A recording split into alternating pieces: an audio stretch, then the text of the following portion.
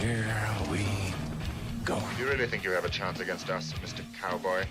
Hey, motherfucker, what you like to do? Oh, I don't know. Play chess. Screw.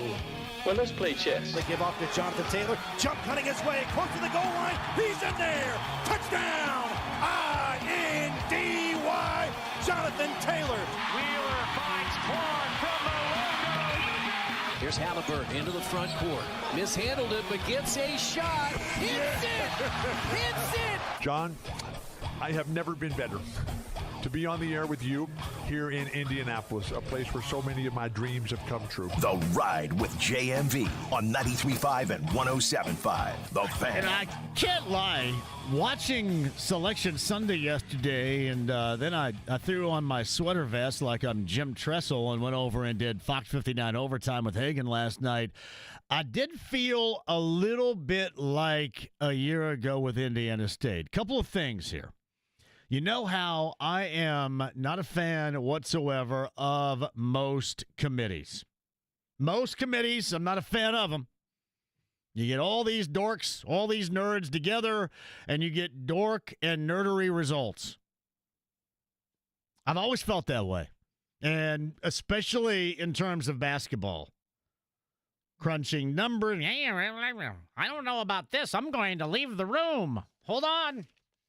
Are you leaving the room? Well, don't leave before Panera's here. So committees I'm not a fan of, and I made fun of it ad nauseum a year ago. And you also remember this. I was well aware that my squad was not going to get into the NCAA tournament. There are just opportunities in which if your schools you have to take advantage of.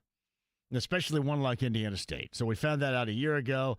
Yeah, admittedly, I was butthurt still.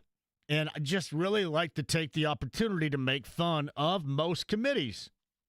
That's just what I like to do. I enjoy it. So last night was a bit of a flashback for me. And I will also tell you this. I will sit here and understand that I'd bounced all over the map regarding IU. I mean, all over the place. I had started with in after they beat Ohio State, regardless. I think I had said that here. In regardless of Thursday.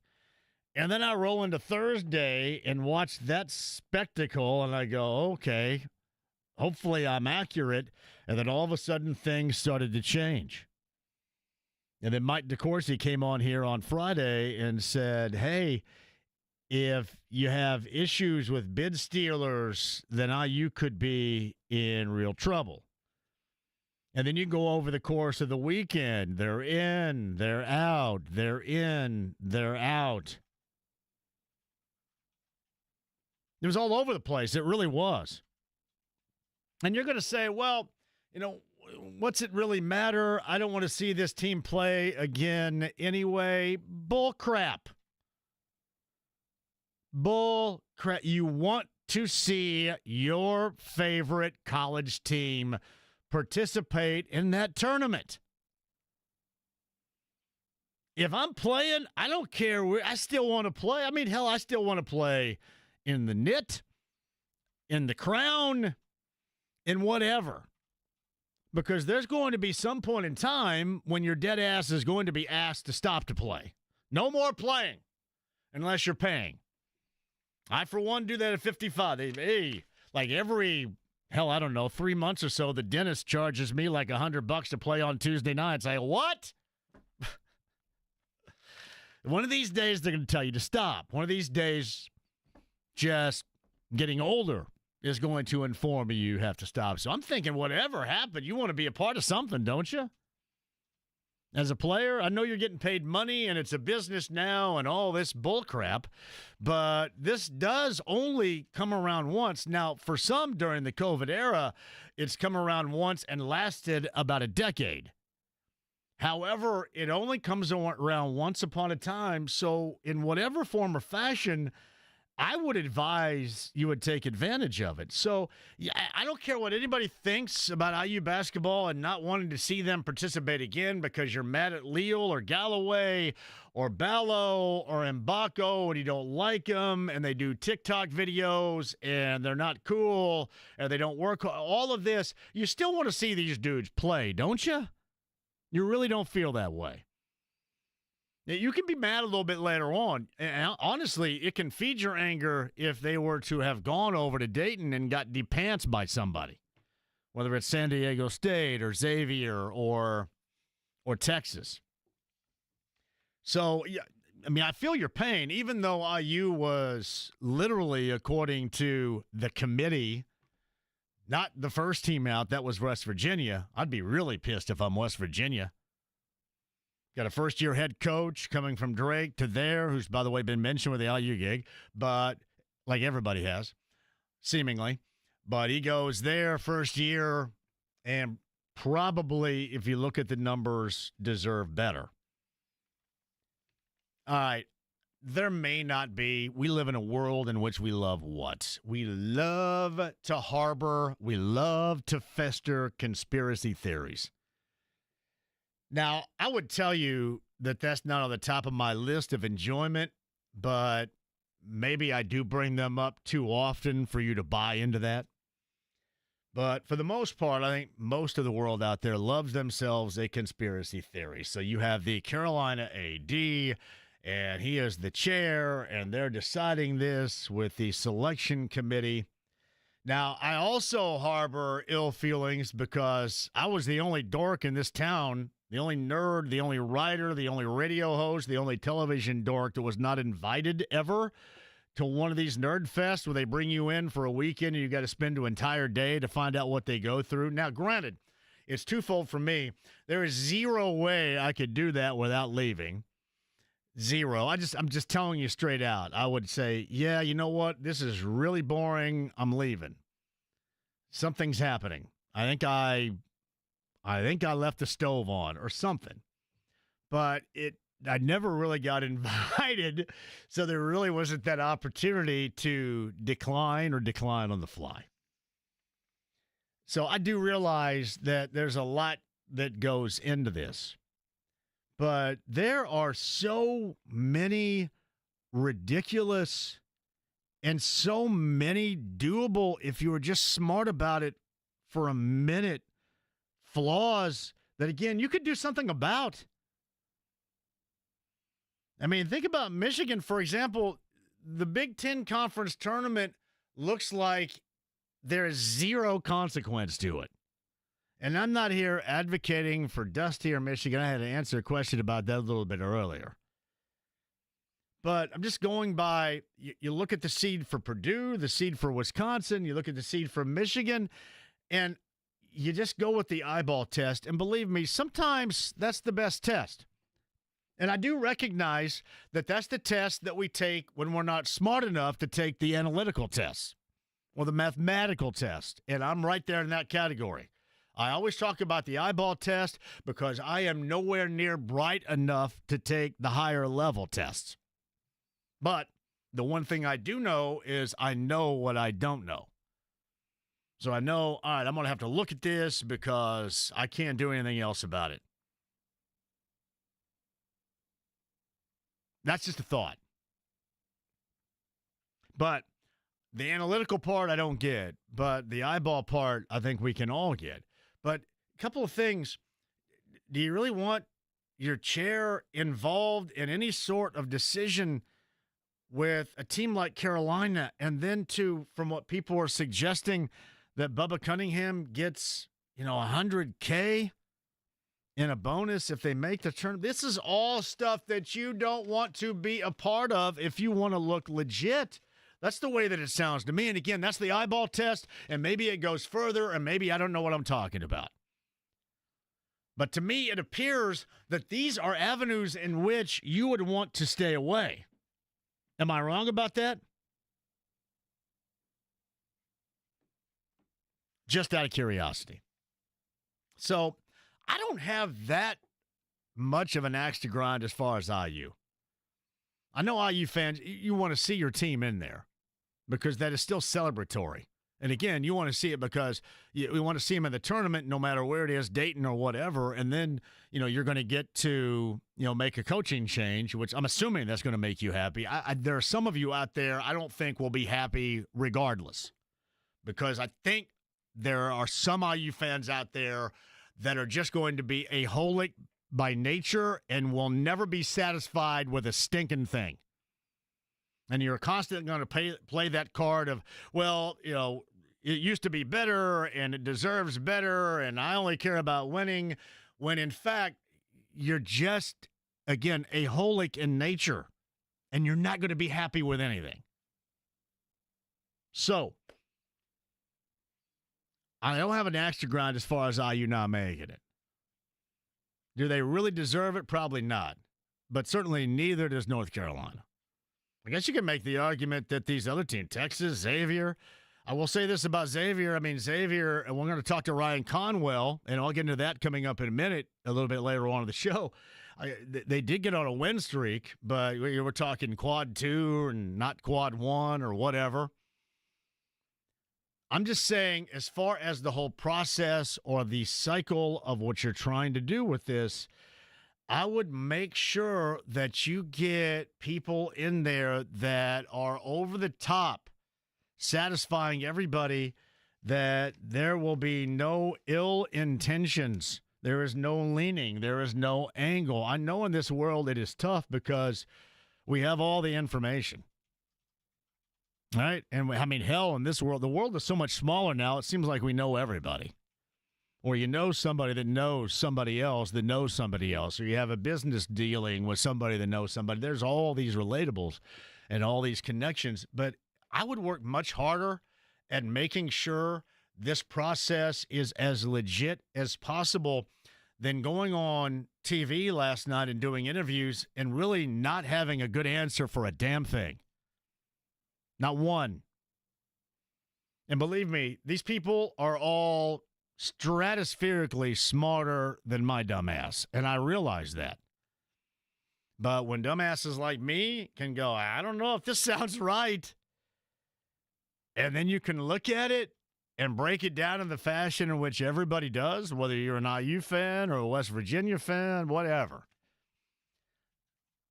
Doesn't there have to be a better way? And I think you start trying to make it more simple by just having those that know basketball and aren't reading a nerdy spreadsheet 5 minutes before you go into a room and making sure that you have this area broken down. I mean, maybe it's not. Maybe you push it back a little bit. Does it have to be at 6 o'clock?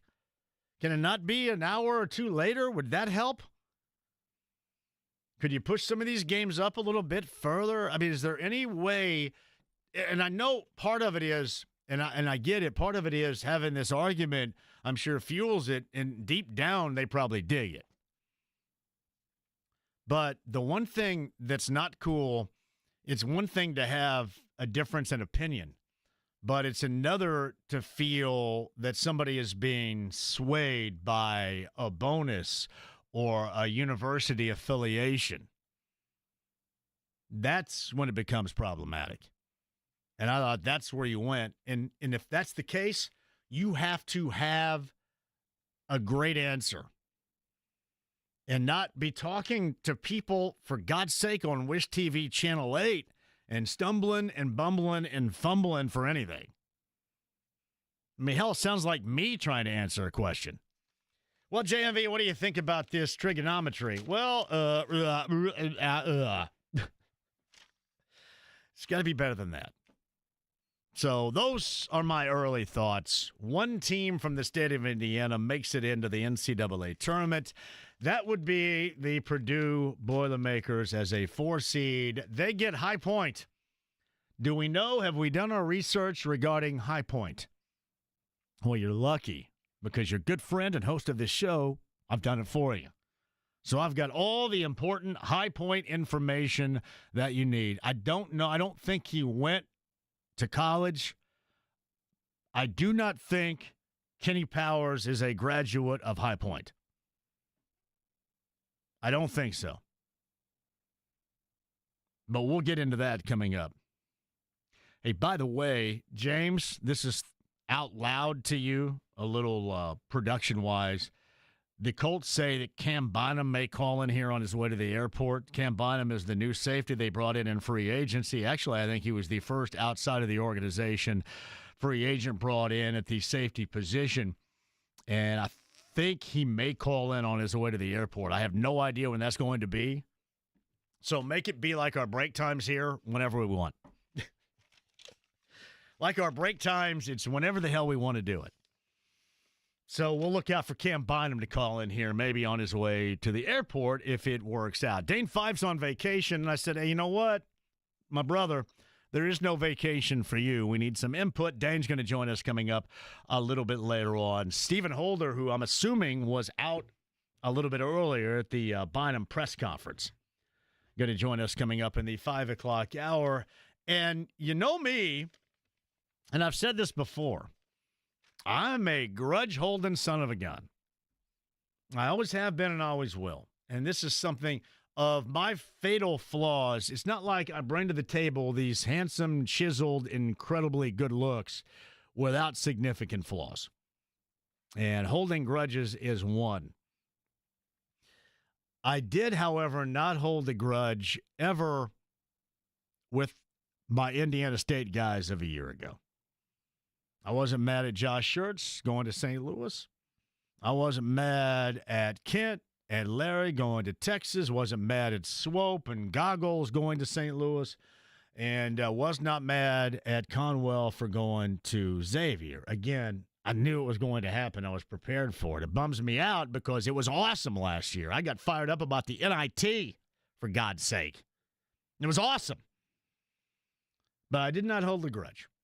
And I told you about all that was going on. It's kind of interesting in the first four coming up on Wednesday night at 9:10 on True TV in Dayton.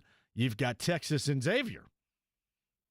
And you've got Larry and you've got Kent for Texas not getting the amount of clock I think anybody thought they were going to get in Austin, but certainly getting some playing time. I thought Jason Kent got a lot more playing time over the weekend in the SEC tournament. You have Texas and Xavier and Ryan Conwell from Pike High School, who once upon a time was told that he was not ever going to be held not only a Division I player, but I think somebody told him he wasn't going to be a Division II player. I don't know who was evaluating talent that day, but you don't know your ass from nothing. Guy put up 38 in the Big East semifinal. They lost by 2 to Marquette, but you're thinking maybe this late season run is what ultimately pushed Xavier into the tournament, and I like him very well. He was a part of the enjoyment I had a year ago, and Ryan Conwell of Xavier is going to join us coming up a little bit later on in the show. I don't know as far as Big East history, and believe me, there is some there. There is awesome history there. Yeah, going back to when the Big East was nothing against Butler or Xavier or anybody in the Big East, but once upon a time, the Big East was a monster. That's when it was like, and you've seen it before on ESPN, they do a 30 for 30 on the Big East. And there was a point in time, if you rocked a Georgetown starter jacket, people took a wide berth. They go, hey, this guy's a badass right here. Hold on. This guy's got a Georgetown starter jacket on. He may beat the hell out of me. This guy's got Georgetown Hoya Nike Dunks on. Whoa, steer clear.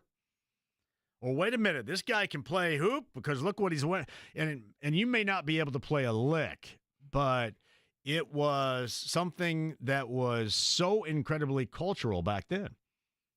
But one of the biggest scoring nights that we have witnessed in Big East Conference tournament history inside Madison Square Garden was put up by Pike High School grad and former Marion County Player of the Year that once upon a time that was told by somebody around here that he couldn't play. And I don't know, that somebody better not be doing anything in basketball any longer because he can play and then some. Had 38 in a loss against Marquette. Ryan Conwell is going to join us as Xavier coming up here a little bit later on in the show. All right, 239-1070. I do want you to flood MoyerFineJewelers.com. I'm talking in excess of $5,000 for a diamond in our winner-take-all bracket challenge. MoyerFineJewelers.com. We're going to celebrate that and get you signed up tomorrow at the Goat in Carmel. But MoyerFineJewelers.com. Make sure you get your bracket in. I don't know anybody that is offering that type of prize, over $5,000 in a diamond for the best bracket. MoyerFineJewelers.com. Search bracket challenge. I want you to do it now, but I want you to be reminded about how you need to join me tomorrow at the GOAT. That's why we're going to be there, and that's what we're going to discuss, among other things, on tomorrow's show. The GOAT, and I've never been there either. The GOAT in Carmel, people tell me that it's outstanding. So the GOAT in Carmel tomorrow, a special Tuesday edition. I know everybody's bummed. It's St. Patrick's Day. Happy St. Patrick's Day to you. And we're not out. I'm not halfway hammered by 3:30. But today, we're not out. Tomorrow, we are. But, man, are we coming out with a vengeance. Somebody's going to win in upwards of $5,000 value-wise with a diamond from Moyer Fine Jewelers. MoyerFineJewelers.com. Do that today. And then we'll see you tomorrow. You can do it again tomorrow. I'm going to continuously remind you to be like your parents, to clean your room. Yeah, remember, you got to clean your room.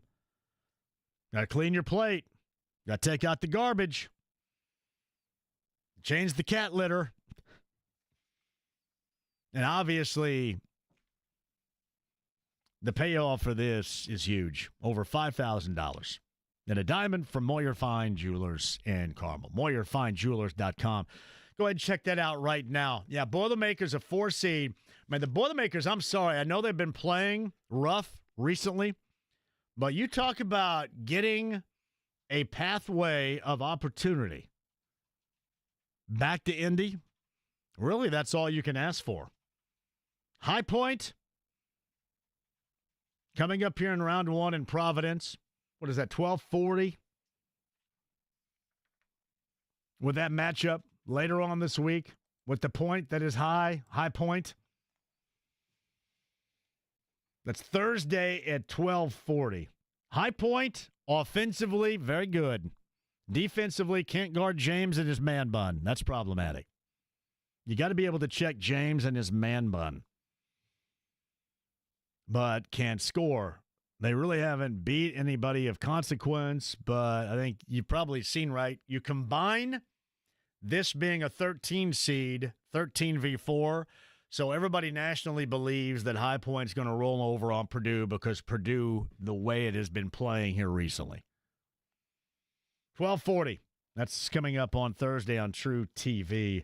We'll talk more about the Boilers' Big Ten Conference Tournament. My friend Dusty May in Michigan, your champion. I don't know what good that really did them seeding-wise because Bubba and everybody had to make that quick run to Panera and back and make sure they're all on the air by 6 o'clock or thereafter. Well, we'll go over that and then some. All right, big show for today. Dane Fife still to come. Ryan Conwell on the show. Stephen Holder coming up. And I believe at Colts safety, the free agent acquisition, Cam Bynum, on his way to the airport, on the way out of town, is going to join us coming up here a little bit later on. Don't go anywhere. James, we got stuff to give away? Talk to me. Yes, we do. We have, let me get back to the ticket page here. I know we have Cyndi Lauper tickets, and I believe we have Girls just want to have fun. Cyndi Lauper, this is the swan song tour for Cyndi Lauper right there. And then we also have the Outlaw Music Festival as well. Yeah, Willie Nelson. Yes, sir. Willie Nelson. He's going to take G-Mama to that one right there. I told G-Mama that, James, the other day, and she goes, oh, well, that sounds great, and then proceeded to give me 15 reasons why it was going to be a pain in her ass. Hey, it's great. That sounds fun. Well, you know, I got this, and my leg hurts, and my feet hurt. I don't know. The car may not start. I don't know. Like 15 reasons why. But I'm making her go. You guys would be proud of me. I'm saying, I know you're 79, but get out here. You're going. That's what I'm doing, James. It's a good show. Yeah. So we got tickets to give away, not just today, but over the course of the week. All right, 239-1070, the number. Your reaction. The next IU head coach, seems like nobody out there likes Brad Brownell. Is it a play-in for the IU coaching gig? Will Wade, Brad Brownell, round number 1, McNeese and Clemson for the right to maybe get the Boilermakers in round number 2? Talk about that coming up as well. Stream the app, HD Radio. We've got you here, the AAA Membership Lounge via YouTube Live. Always want to continue playing basketball. Never forget that. If there's one shred of advice you ever take from somebody as dumb as me, you always want to keep on playing. No regrets. AAA Membership Lounge via YouTube Live, 93.5, 107.5 The Fan.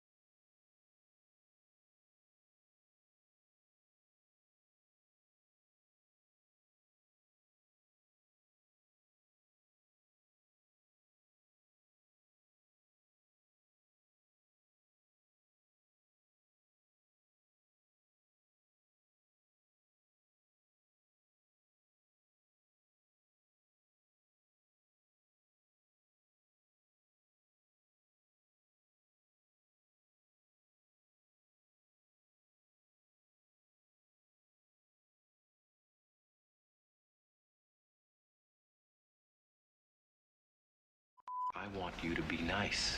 93.5 and 107.5. The Fan.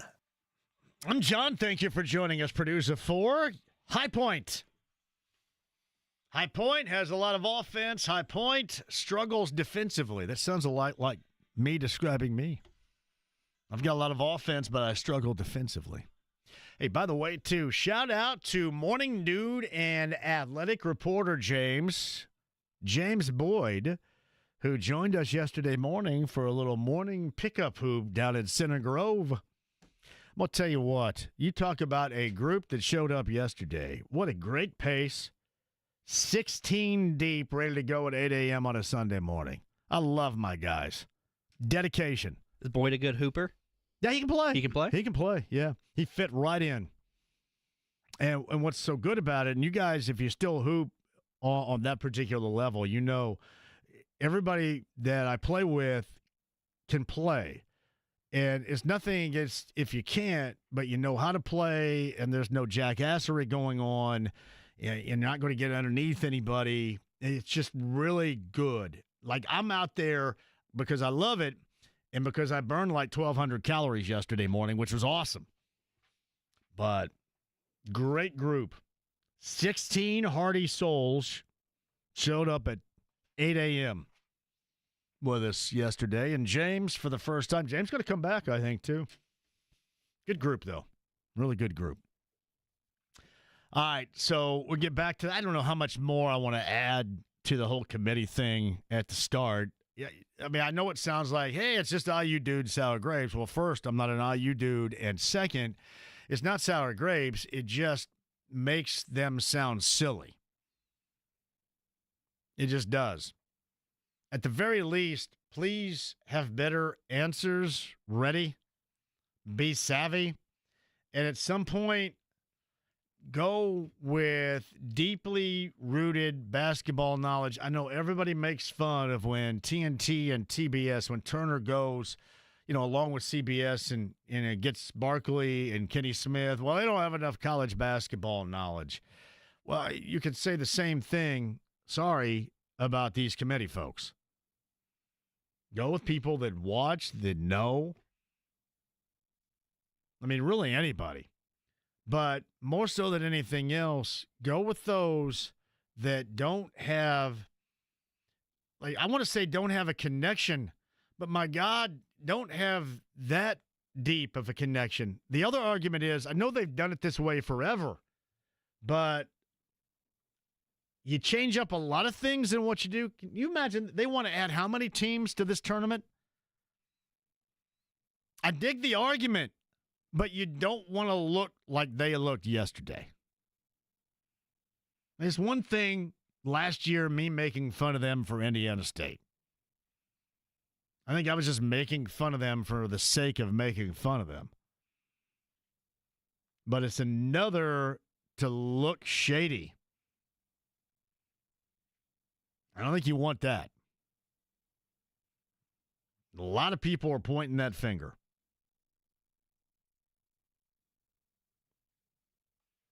That'd be me. I just wouldn't want to look that way. Yeah, I know, BT. Manly's Irish Mutt. On St. Patrick's Day, Mike Manley. 10th and Shadeland's going to be hopping tonight. All the way from Donegal, Ireland. It is, I'm going to just butcher this name, is it Ewan McIntyre? At Manly's later on tonight. If you're out there celebrating, celebrate the hell out of it. I know a lot of you, too, are out on spring break. Enjoy that as well. We're going to pull Dane Fife out of spring break and have him join the show coming up in just a bit. Maybe Cam Bynum, new Colts safety, before the top of the hour. He's going to have a quick minute on his way to the airport. Met with the local media a little bit earlier today, and the Colts may want to slap him on here before the top of the hour, and we'll do that. Ryan Conwell of Xavier, the former Pike High School standout and Marion County Player of the Year, and Stephen Holder still to come. Tickets to give away, a lot of a reaction. Boilermakers a 4-seed, High Point. The winner will get the winner of Will Wade and Brad Brownell. IU fans, absolutely disgusted, it seems, with Brad Brownell. I can't go there because I do like him. I think it's one thing not to want him as the next head coach at IU. I think it's another to say stupid crap. Clearly, he's a good coach. You don't win games of any magnitude in basketball at Clemson without being a good coach. Well, look at how many times he did this and did that. Well, look at the times that he did, because that place is rough. So I have always liked Brad Brownell, and I still like Brad Brownell. Doesn't necessarily mean he's going to be the next head coach at IU. Maybe it is Will Wade. Maybe it will be. I think it was Christian Watford that sent out that X message over the weekend. Was it not? I believe it was. Obviously, there's family connections there. DeVries, who obviously is in an argument with West Virginia about being that first team out and being left out of the tournament itself, is another name that's been mentioned out there.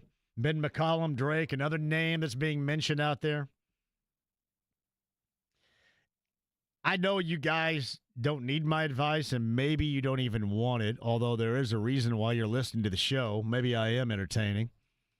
Maybe you're just waiting for me to blank up, which is all good. I don't care how you do it as long as you do. However, I maybe not be as hardcore. I know you view yourself as, we're a hardcore fan base, and I'm a hardcore, and I just want to win, and that's what matters. Maybe be that way without sounding like a jackass. Can you do that? Is there a way that you can navigate being a true fan and just wanting to win and what's best for the program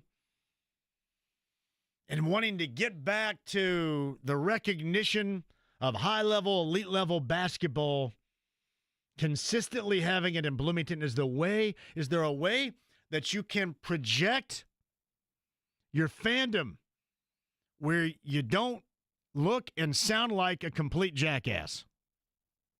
Because if there is, find it and take that path, and then thank me later. Find it, take that path, and thank me later. Because you may feel that it's overblown about the way coaches view a fan base, or that it's way too now to suggest the fan base is toxic. But people talk to me. Not everybody, but some. And I'll go on what they tell me, that sentiment is there with that program. And let's just say, for example, it's not true. Well, great. I'm glad it's not true. But you don't want that stigma. You don't want that hanging around your neck as a sign. So it is okay to be a fan without being a jackass. And really, that holds true across the board. Just my advice. Feel free to take it or not in this case. 239-1070. Let's get Jimmy on here before the break. Hello, Jimmy. How are you? Hey, what's up, John? Happy St. Patrick's Day. It seems like happy St. Patrick's Day to you too, buddy. Have we not seen one another in a bit? Where have you been? It's been a bit. I might, hopefully I'll be able to stop by tomorrow after work. So, but just wanted to give you two things real quick, and then I'll hang up and let someone smarter talk. But hey, my dad and I got the great chance to meet Dusty May yesterday. Actually Saturday. He's a good dude, isn't he? Good dude. He seems like a great dude, and two great dudes from Eastern Green. Not bad in my book. So, thank you, buddy. I appreciate that. So yeah, it's funny. I've known him for 35 years, and he's just a fiery little dude, but he will talk up anybody. That's what I look for, Jimmy, in somebody. That's why I always talk about Matt Painter. Can talk and hang with anybody, and that's how I gauge folks. Yeah, you have a great eye for that, John, and I think also he did a great job coaching yesterday, as he normally does. The defense they played on Tangi of Wisconsin was phenomenal, and I'm happy for him, and I'm not a Michigan fan, but I'm happy for his success. And I just wanted to say I'm pulling. I think I'm going to go out on a limb, not a big limb, but say that Duke's going to win it all this year, as long as Cooper Flag is healthy. So yep. I want to see Mason Gillis be able to win a title. That'd be cool. So, and then last thing, what's your take on the Pacers tonight? I got to bring up the Pacers too. No, Pascal Siakam, he's out with personal reasons. We'll find out a little bit more. Probably what that is an hour behind, so maybe 6 o'clock, 5 o'clock hour, Jimmy. We'll learn a little bit more. Questionable Nesmith, Turner, and Halliburton tonight. So it does not give me a really good feeling, buddy. I don't feel good about it. And the way the bench played on Saturday night was a struggle, so I'm not feeling great. And especially with them on an 8-game winning streak. They're hot right now. And then Edwards had 41, I think, the last time out, too. So, yeah, I'm not feeling that great about it, Jimmy, tonight. Hey, shout out to Michael Grady as well. I'm happy for all of his success. So, I watch him every Sunday night. See you tomorrow. You got it, buddy. Thank you, Jimmy. I appreciate that. Tomorrow with the GOAT. And I watch Grady every Sunday night. Grady and Corey Alexander. I love these Sunday night ESPN NBA games. Michael is doing an outstanding job. I'll tell you what, I could not be more proud. But every Sunday night, he and Corey Alexander do the ESPN games. He is sounding fantastic. Thank you, Jimmy, for that. The GOAT tomorrow, MoyerFineJewelers.com. Make sure you get your bracket in. $5,000 plus in a diamond to the winner of their bracket challenge, MoyerFineJewelers.com. Yeah, we're going to hit that and get people signed up at the GOAT in Carmel. I've heard great things. I need to hear more. Anybody got any really good GOAT stories? The GOAT in Carmel coming up tomorrow. I shall see you there. Cam Bynum maybe before the top of the hour here. Dane Fife certainly after 4. Ryan Conwell of Xavier after 4. Stephen Holder after 5. And tickets to give away. That's solidified. 93.5, 107.5, The Fan.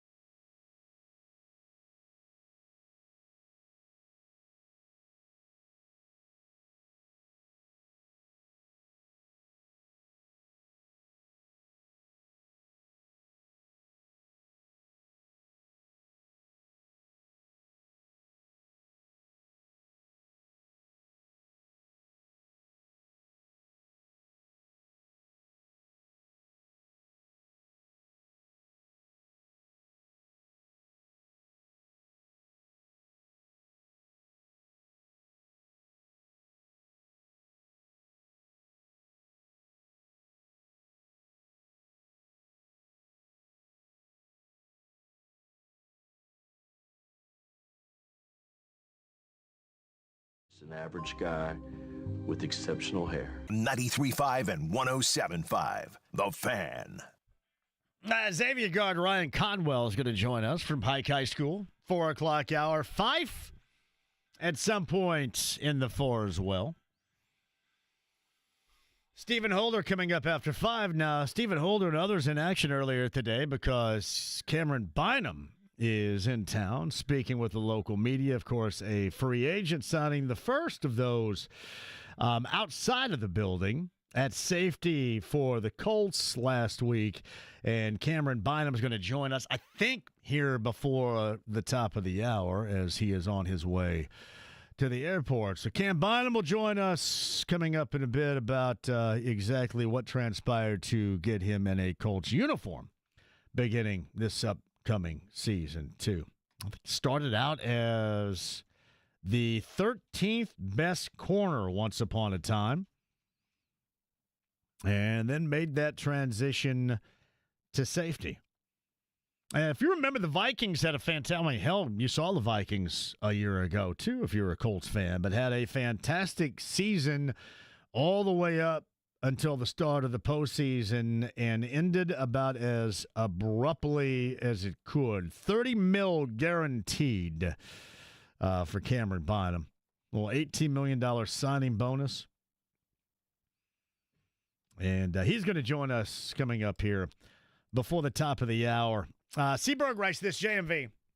Are people cheering for them, or are we absolutely disgusted in the way the IU Board of Trustees totally screwed up the men's basketball program?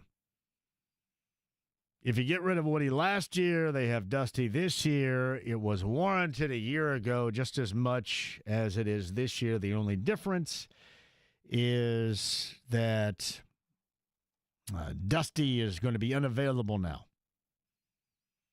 Yeah, that was in response to, I think it was Jeff that had mentioned this a little bit earlier. Love JMV, but this is sad for Indiana. We're so used to losing in Indiana with all of our sports teams. We're cheering for a coach in Michigan who just happens to be from Indiana. I don't know how many people, see, it's funny. I don't know if there's ever been anybody around anti the state of Michigan like me. Now, I've known Dusty for 35 years, and I want to see him do well. So this is pretty cool for me. I just don't, Jeff, happen to know how many people are actively cheering for them out there right now. I mean, maybe because of Indiana ties, but I would doubt. I bet more people would like to see them lose. And here's part of the reason why. I think more people would like to see them and him lose because it may justify in your mind him not being the next head coach there. Well, you know, it's okay if he's not the next head coach there. If that makes sense to you, maybe. But I've just known him for 35 years, so I'm just happy for whatever happens with him. Dusty May, by the way, winner of the Big Ten Conference Championship yesterday. A couple of really good days. I know yesterday's game was not that great as far as high-level play. It was a hell of a grinder, though. Saturday's games were excellent. Those two semifinals at Gainbridge Fieldhouse, couldn't ask for really anything better. Dusty May, the head coach of Michigan, is going to join us coming up on Wednesday's show, live from Denver. Get into that in just a second. Meantime, on the Andy Moore Automotive Group hotline, inbound, the new safety for the Colts met with the media assembled a little bit earlier today on his way to the airport right now. Cameron Bynum joins us. Hey, Cam, thank you for the time. How are you? Yep, I'm doing great. Excited. Had a good day. First day here at the facility, so I'm excited. What was the turning point, I guess, in all of this? What directed you ultimately to the Colts? What was the pitch here that really got you motivated to end up playing defensively here? I would say talking to Gilly, Stephon Gilmore. He's one of the guys I reach out to, just a vet that I respect and I'm close to, and he knows what type of person I am. I know what type of person he is, so the fact that he highly recommended that this is a place that he loved and a place that I would love too, that carried a lot of weight. Then obviously when it comes to the business side of things and the contract, just something that can be able to set my family and I up. And really, even beyond that, just seeing everything and just the type of organization that this is really is why I gravitated towards it and made the decision. He is Cameron Bynum, who joins us on the Andy Moore Automotive Group hotline. So, listen, people around here, Cam, they love speaking glowingly about Indy. So what did Stephon Gilmore tell you about his enjoyment spending a season here that you really took to heart? Yeah, he just told me he knows the type of person that I am and that I'm a family person and that this is like a really family, close-knit feel being here in this building and just the type of people that are in this place. So he said it's a place that you would love. He loved his time here from top to bottom, the staff, ownership, and everything. That he had really good things to say. So when Gilly speaks, I listen. So now somebody that I knew immediately when the Colts sent the offer that that's somebody I need to talk to and reach out to, and somebody that I can trust with his opinion too. Is this the place where you thought you were going the entirety of the time, or maybe was there a bit of a misdirection in there someplace where you thought initially you would go someplace else? No, really, my agent did a really good job of just keeping everything just away from me until the time came to make it happen, because obviously you hear a lot of things, a lot of speculations, but until I can talk and where it's legal to talk to teams, I made sure to just stay out of it just because I knew that anything can happen. So I really didn't focus on anything until it opened up to where I can weigh the options, and they're really aggressive seeking me. And that's a big deal when it comes to just knowing going into your second contract, knowing that as a free agent, you want to be able to go somewhere where it's a good situation for you and your family, somewhere that's good to live, but also somewhere that really wants you also. So for sure, all that weighed into the decision. First-year safety here, Cam Bynum's on the Andy Moore Automotive Group hotline. First-year defensive coordinator Lou Anarumo. What type of conversations have you had with him about your presence in that secondary and his expectations for you and the group? Nothing too much, just because it's still early. Wanted to help me get my bearings here a little, but just the excitement that we have of the new things that we're going to be able to do with this secondary that we have. A lot of good players, a lot of people that have good experience, being with Mooney Ward, being with Kenny, Nick Cross, and just the rest of the guys, just being able to be out there with players that have established themselves and just us coming together and being able to play as one unit. We're looking forward to that, and just being able to do a little bit of everything, being able to mix up different types of coverages and just bring all of our backgrounds and all of our experience into this new defense and be able to do it at a high level. I don't know, as soon as we get there in OTAs and start learning it, it's gonna be a good time. Mooney is a dude. Let me tell you, he was on last week. One hell of a conversation. Oh yeah, for sure. Yeah, he's a guy I'm looking forward to playing next to. Just seeing him, what he's done in the league so far, and even when I watch his videos from when he got here to Indy, just the energy that he had in his press conference, the way that the confidence that you get out of corners, he has that, and even more. So I'm excited to be able to play against him and be able to really make plays with him too. For future reference, Cameron or Cam, what would you rather hear? Cam is better. It's hard to misspell Cam. So I really go with Cam because that's simple for everybody. Well, I know that you're under a little time limit here because you had to head to the airport, but I do appreciate you jumping on here like you did too. And congratulations and welcome. In closing, have you talked to anybody that's already been here outside of Stephon Gilmore about what to expect defensively with this group? Yeah, I talked to Segu, number 50, linebacker. Mm-hmm. He's been somebody I've known since high school. Talked to Daniel Scott, safety. We went to college together at Cal. So those are two guys that I've spent a lot of time with in the past and that have been here for multiple years. And they've obviously only had really good things to say about being here and just the place to live, just everything, the staff and just everything they said was all good and positive things. And those are people I trust to give me, a good read and a good feel of what life will be like here. So it was cool being able to hear that from them. And Shegu was able to come to the Philippines with me a few weeks ago. So it's just crazy how all of a sudden he's on vacation with me, helping me out in my football camp and everything, giving back in the Philippines. Then all of a sudden we're teammates. So that's super cool. And teammates again, and I haven't been his teammate since high school, so that's it'll awesome. be fun to be able to join up with him. That is, it also makes it more relatable for you in a new spot right there, Cam. But I appreciate you jumping on. Congratulations on the deal and getting here to Indy, and we'll do it again very soon. Safe travels. Sir. Yep, thank you a lot. I appreciate it. It's Cam Bynum right there on the Andy Moore Automotive Group hotline. Short time with Cam because he has to hit to the airport. We got to hit a break here as well. Podcast 1075thefan.com. Started out as a corner, is now a safety and a free agent acquisition from Minnesota by the Colts. Cam Bynum on the Andy Moore Automotive Group hotline. Dane Fife on the other side. Ryan Conwell of Xavier, their guard, also going to join us in the 4 o'clock hour. 93.5, 107.5 The Fan.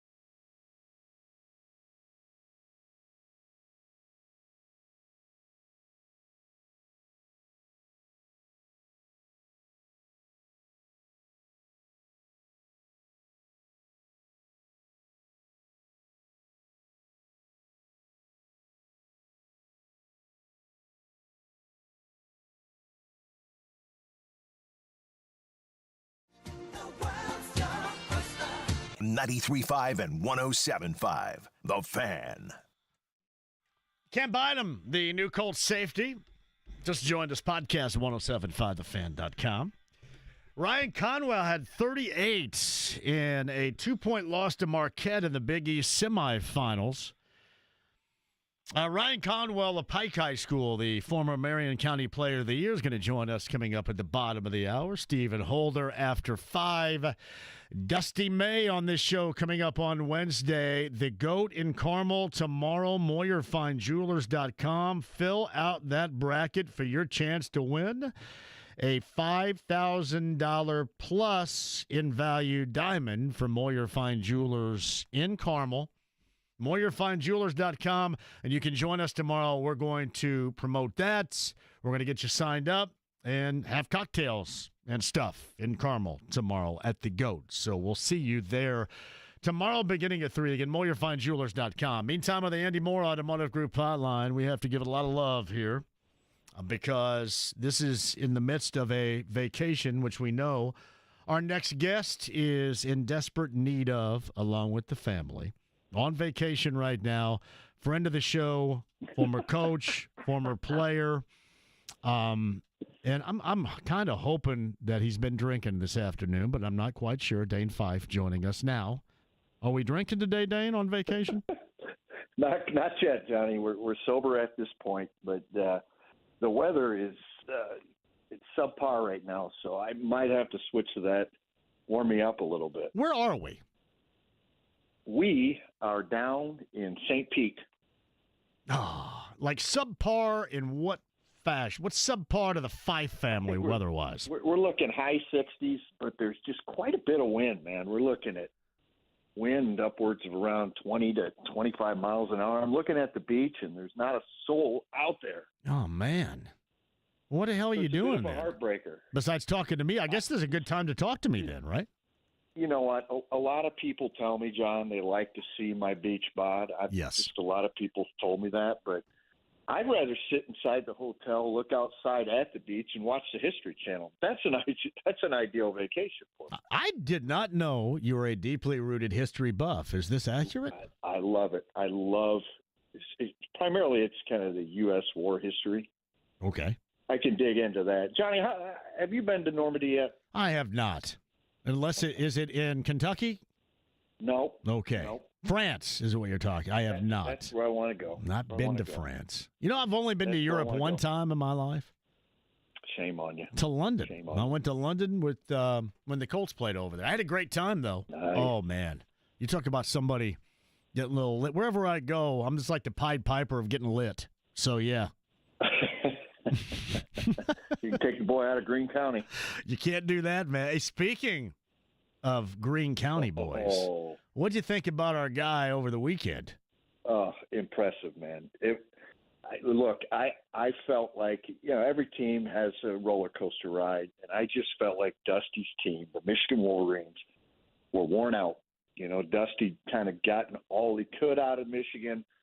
They were going to get to the tournament. They might have a little Sweet 16 run in them, but I just felt like, man, these guys look mentally drained. Most of them, I don't think it had too much success relative to the kind of success that and hype and attention that Michigan was receiving. But I'll be darned, Johnny. Yeah. Dusty May, he pulled that one out of his hat. That's for sure. That was impressive. Yeah, I would agree with you, too. They did look like they were a bit worn to the nub, but and you know what, Dane? You would certainly know this better than anybody else out there right now. When you knock down some shots and you have some positivity and productivity, all of a sudden you have a rebirth of sorts of energy, do you not? You really do, and I think what you're seeing, take Auburn, who's still the number 1 overall seed, if I remember correctly. Yeah. They're kind of in a their arrows pointing down. They're not doing as well as, and they were at the top of their game, a week ago. But they've lost 3 or 4, and they're kind of where Michigan was last week, where Michigan was, seemed like down and out, and then they they get going hot in the Big Ten tournament. It really is amazing. This is probably good for Auburn. To have that little lull and playing really, really well. It'll probably end up being the best thing for Auburn to come into the tournament with not so much hype.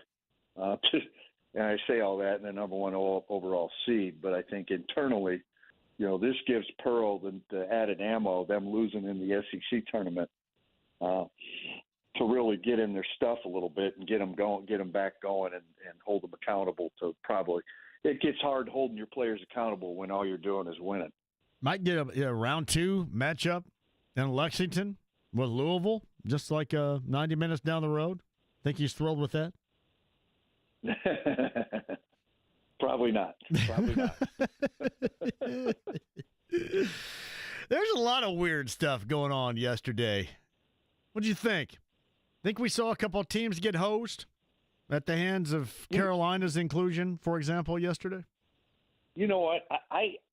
I think, doesn't it seem like we have this conversation every year? We do. Well, I was complaining about Indiana State last year like crazy, if you remember. Right. The amount of teams that get screwed, there's always 3 or 4, and when you get down to the last 3 or 4, you can't help but probably it comes down to some I'd say in theory, you'd like to say, let's look at the metrics, let's look at the data and the analytics, but that human element, some favors called in, and it can really work both ways. I remember in 2015, we'd won the Big Ten tournament. We'd beaten Purdue, and this is while I was at Michigan State, and we were thinking we were going to get a 1 seed, and somehow Oregon slipped in there and got the 1 seed. We got the 2 seed, and guess what? We go to St. Louis and play a team called, you remember this, Middle Tennessee State. Yes. The Michigan State Spartans and Middle Tennessee State. Some are saying it's one of the biggest upsets of all time. But that was a scenario where Mark Hollis, our athletic director, was the head of the NCAA tournament committee. They asked him to leave the room when discussing Michigan State. And you can leave the room. Do you really leave the room? I mean, listen, literally you do. Yep. But does when they talk about your team. Yeah. Yep. What I'm saying is you're still there, though, and the people know that you're going to be back in the room. Does it really matter that much? Well, I think it did in Mark Hollis's case. I don't know about Bubba Cunningham's case, but there's some pushing and pulling there politically, probably, but it did not work in Michigan State's favor when we had our athletic director as the head of the NCAA tournament. It did work in North Carolina's favor, I would assume. But I also think that you've got to – the easy answer for me is you've got to give the NCAA tournament committee no choice but to put you in. Because otherwise, when you're the last 3 or 4 teams, any statistic or any resume can be manipulated with ease to show why teams more viable candidate than the other. And I think in Texas and Xavier and Carolina's case, I think Lenardi had 2 of those 3 teams in 3 days ago and then switched, and I know he put IU in who everybody thought was going to get in. They were the flavor of the day, but like I said, in the end, I think Indiana had their chances, and I can see why they weren't. I can also see why Indiana should have been in the tournament based on the data and the analytics. Well, I will say this. I thought that they were in, and most of that is because people supposedly in the know are constantly saying after they beat Ohio State that they're in. And then you go out and you lose to Oregon, and then all of a sudden your warts are brought up again. It just kind of – it was like a swinging door. It was like back and forth all weekend long. They're in, they're out, they're in, they're out. And then when Carolina gets in, because most of the time, Dane, they were viewed, mentioned, described as being out throughout the ACC tournament. And all of a sudden they're back in, and there you go. West Virginia probably has, and they did, I guess, ultimately have more of a case than anybody. Yeah, I thought so. I thought West Virginia probably have the best case of all those teams. And it's happened before, and it'll happen again as long as they keep this type of system. But I don't think we'll ever get the real answer. But I think the best point is the point you made in that it's the flavor of the day, and it's also the flavor of the hour. I mean, it can go all the way up to the hour of when the tournament committee's got to make their final decisions and who's the eye test of who's looked the best most recently. You know, you mentioned Carolina. You know, they played Duke down to the wire. Yeah. And they won a game in the two games in the ACC tournament, if I'm not mistaken. And where Indiana had was one and done. So it's all the way up to the final hour to where they've got to make those kinds of decisions, I think. And then it's who's, you get in, you got the human element, who likes who on the athletic director spectrum. You can't help that. You can't avoid it. We're always going to have a gripe about 2 or 3 teams every year. That's part of what makes it fun, right? Yeah. Unless it's your team. Well, yeah. And is there a better way, though? Are these the types that need to be making these decisions, or might it be a mixture of other folks making these decisions? No, I like it the way it is, personally. I think you've got, like I said, you can't give that committee a choice, and if you have a set number of teams that you can only let in a certain amount, somebody's going to be pissed at the end. Somebody's going to be upset, and that's life. It really is. I mean, that's life, and that's why you can't give them a choice, man. You've got to make it so easy for those people to make a decision that they have to put you in.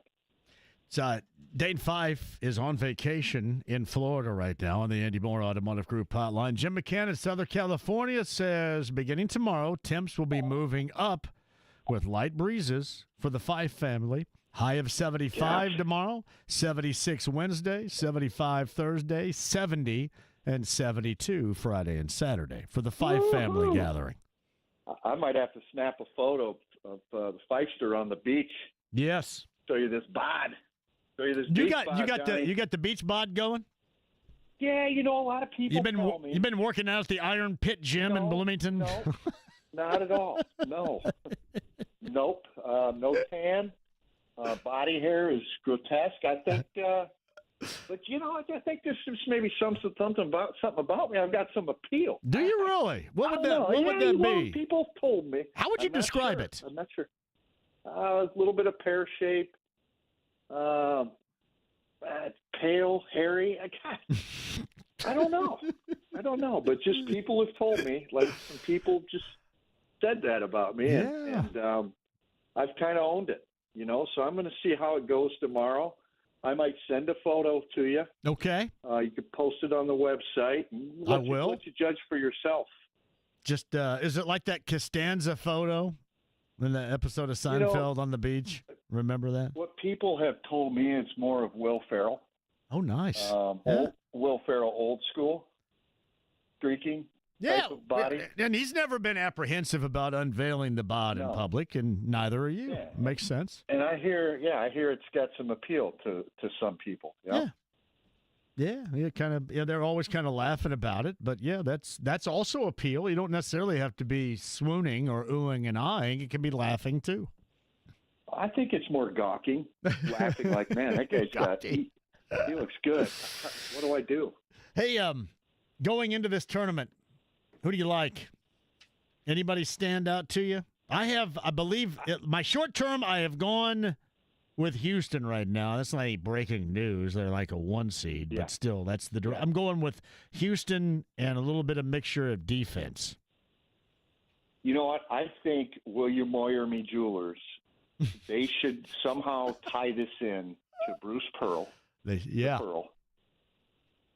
And I like Auburn from the standpoint that I think they have there's probably there's always 6 or 8, maybe 10 teams that are truly worthy of having the talent to win a national championship.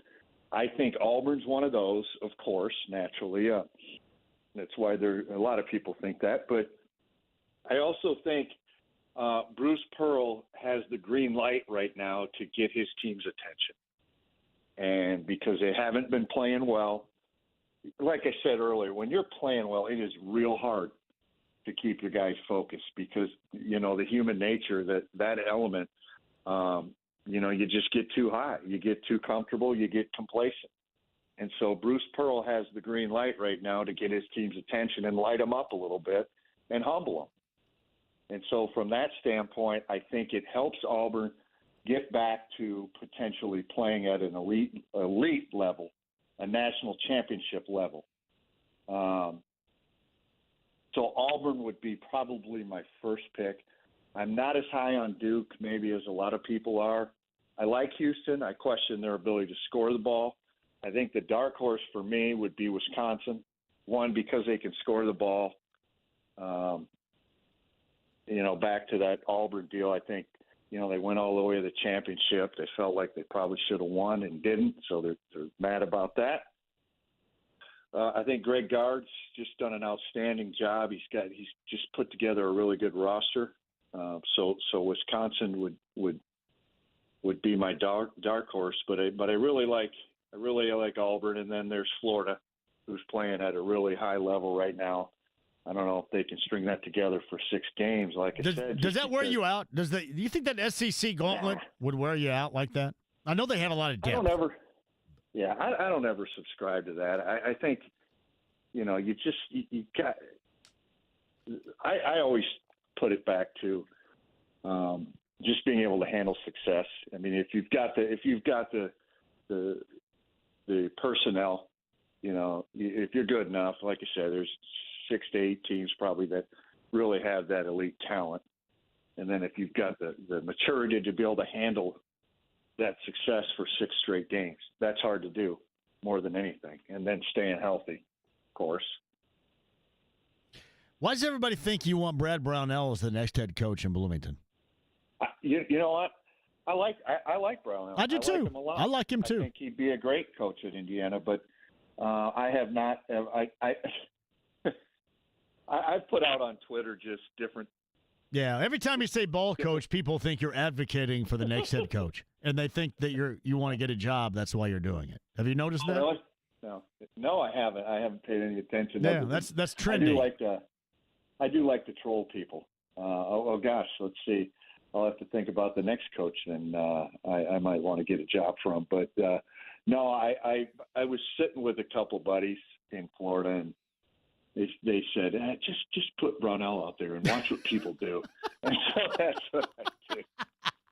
But, then I put I love the football coach that you'll have to look at it. The football coach that's famous. We need some dogs. We need some more dogs. That's one of my favorites. You're going back and forth with all these dudes right here too. That's great. Yeah, I was trolling. Oh yeah, you Mike Davis. At that point. You Mike Davis ball coach too.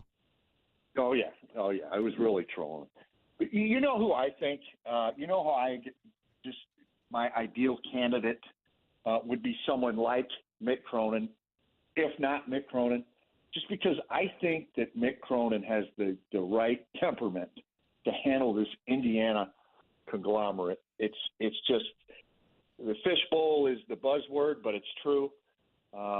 It's just a small town atmosphere that you have to be able to handle the crap and just stay steady, stay steadfast, and that's really why I think Mick Cronin would be great. In addition to he has the ability to continue on being the man of the people, despite losing or all the crap he has to take. He'll just go right back out there into the fight, into the fray. He'll go to the frats. He'll do all those kind of things. So am I lobbying for Mick Cronin? Not necessarily, although I think he'd be a great coach for Indiana. What I'm lobbying for is somebody with that type of temperament that, yeah, you know what? Yeah, I don't know if he's the sexy candidate or not, but if he can put up with the folks at UCLA, the former players, that type of atmosphere, then I think he'd be a good candidate at Indiana to put up with the conglomerate here. You got to have a little bit of horse's ass in you. You do, and he's proven he can win. But you know what? Brad Brownell, I think it'd be great. I really do. I've heard Chris Collins. I think he'd be great. I've heard Ben McCollum. Yeah, I think he'd be great. I've heard, let's see, who else? Talk to me here, Johnny. Who else? No, you mentioned Brad Brownell. DeVries? Have you heard him? DeVries? Yeah, from West Virginia. DeVries, I don't know much about him, but you know what? I think it'd be great. Yeah. I look. I think it's a toss-up, man. You never really know what you're going to get, and I also think these coaching candidates, they don't really know either, because this thing, to me, continues to be the most difficult job in the country for college basketball, for various reasons. But the main reason is it is a microscope, a small town, little bit high school Harry, like you would not believe. And nobody has a grasp on it. Like a lot of the head coach's job would be, one, to dedicate part of his time to just really becoming a man of the people, and have a staff where they take a portion of their time and really dig in with the fan base. I think that's as important as anybody. I mean, you almost need a Baghdad Bob to spew out propaganda to make sure the right message is getting out. I mean, it's that intense. I mean, it is intense, man. Man of the people. You just described me. Maybe I'm going to be the next head coach. That's exactly right, man. Hey, let's not. I can't coach my way out of a sack, but I'm sure as hell the man of the people. Right. Well, yeah. Let's not be afraid to go camp out in front of the Sullivan's Hardware and just, guys, look, we're out here. You know, They have to, man. Yeah. You have to. But here's the key, because when times get rough at Indiana, you have to have some support. You have to have some people that'll stick up for you. The only way you do that is by building trust. Yes. How do you build trust? You spend time with people. You get out, you spend time. You don't sit in your dang office and talk basketball right on. for 12 hours. We're having cocktails together, all of us. Hey, nothing wrong with it. Yeah, let's go on these shows. Well, tell everybody I need to be the next head coach, would you? I love it. I totally agree. And, you know, I see you've lost, 20 pounds? Oh, 75, my brother. That's incredible, man. And tell me it's been all natural. Oh, yeah. I'm not going to wear a shirt for 4 months, starting in May. Woo-wee. Yeah. But, yeah, I mean, that's the whole thing, man. You could probably, that knee's healthy now. You could get out and about, man. Feeling good, buddy. Beautiful thing. I am feeling good.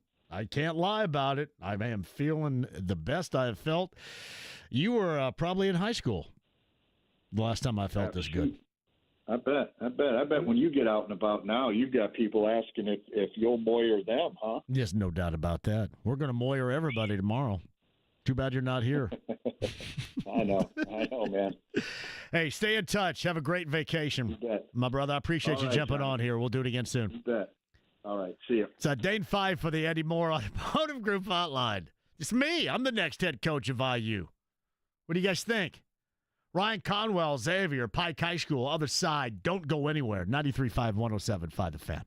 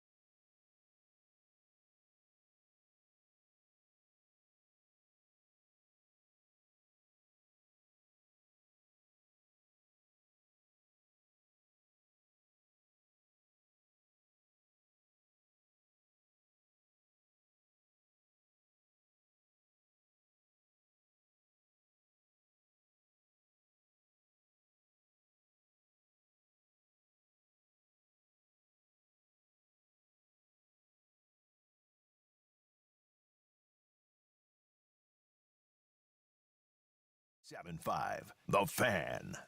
Man of the people. Somebody give me Dulce's number. All right, NCAA tournament, more conversation coming up too. Busy show so far. I'll recap it with you in just a second, but ready for a workout.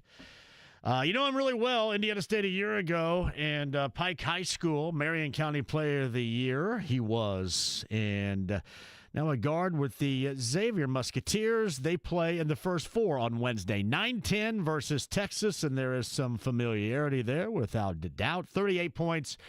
And that was a classic and a semifinal loss for him and Xavier to Marquette in the Big East semifinals at Madison Square Garden.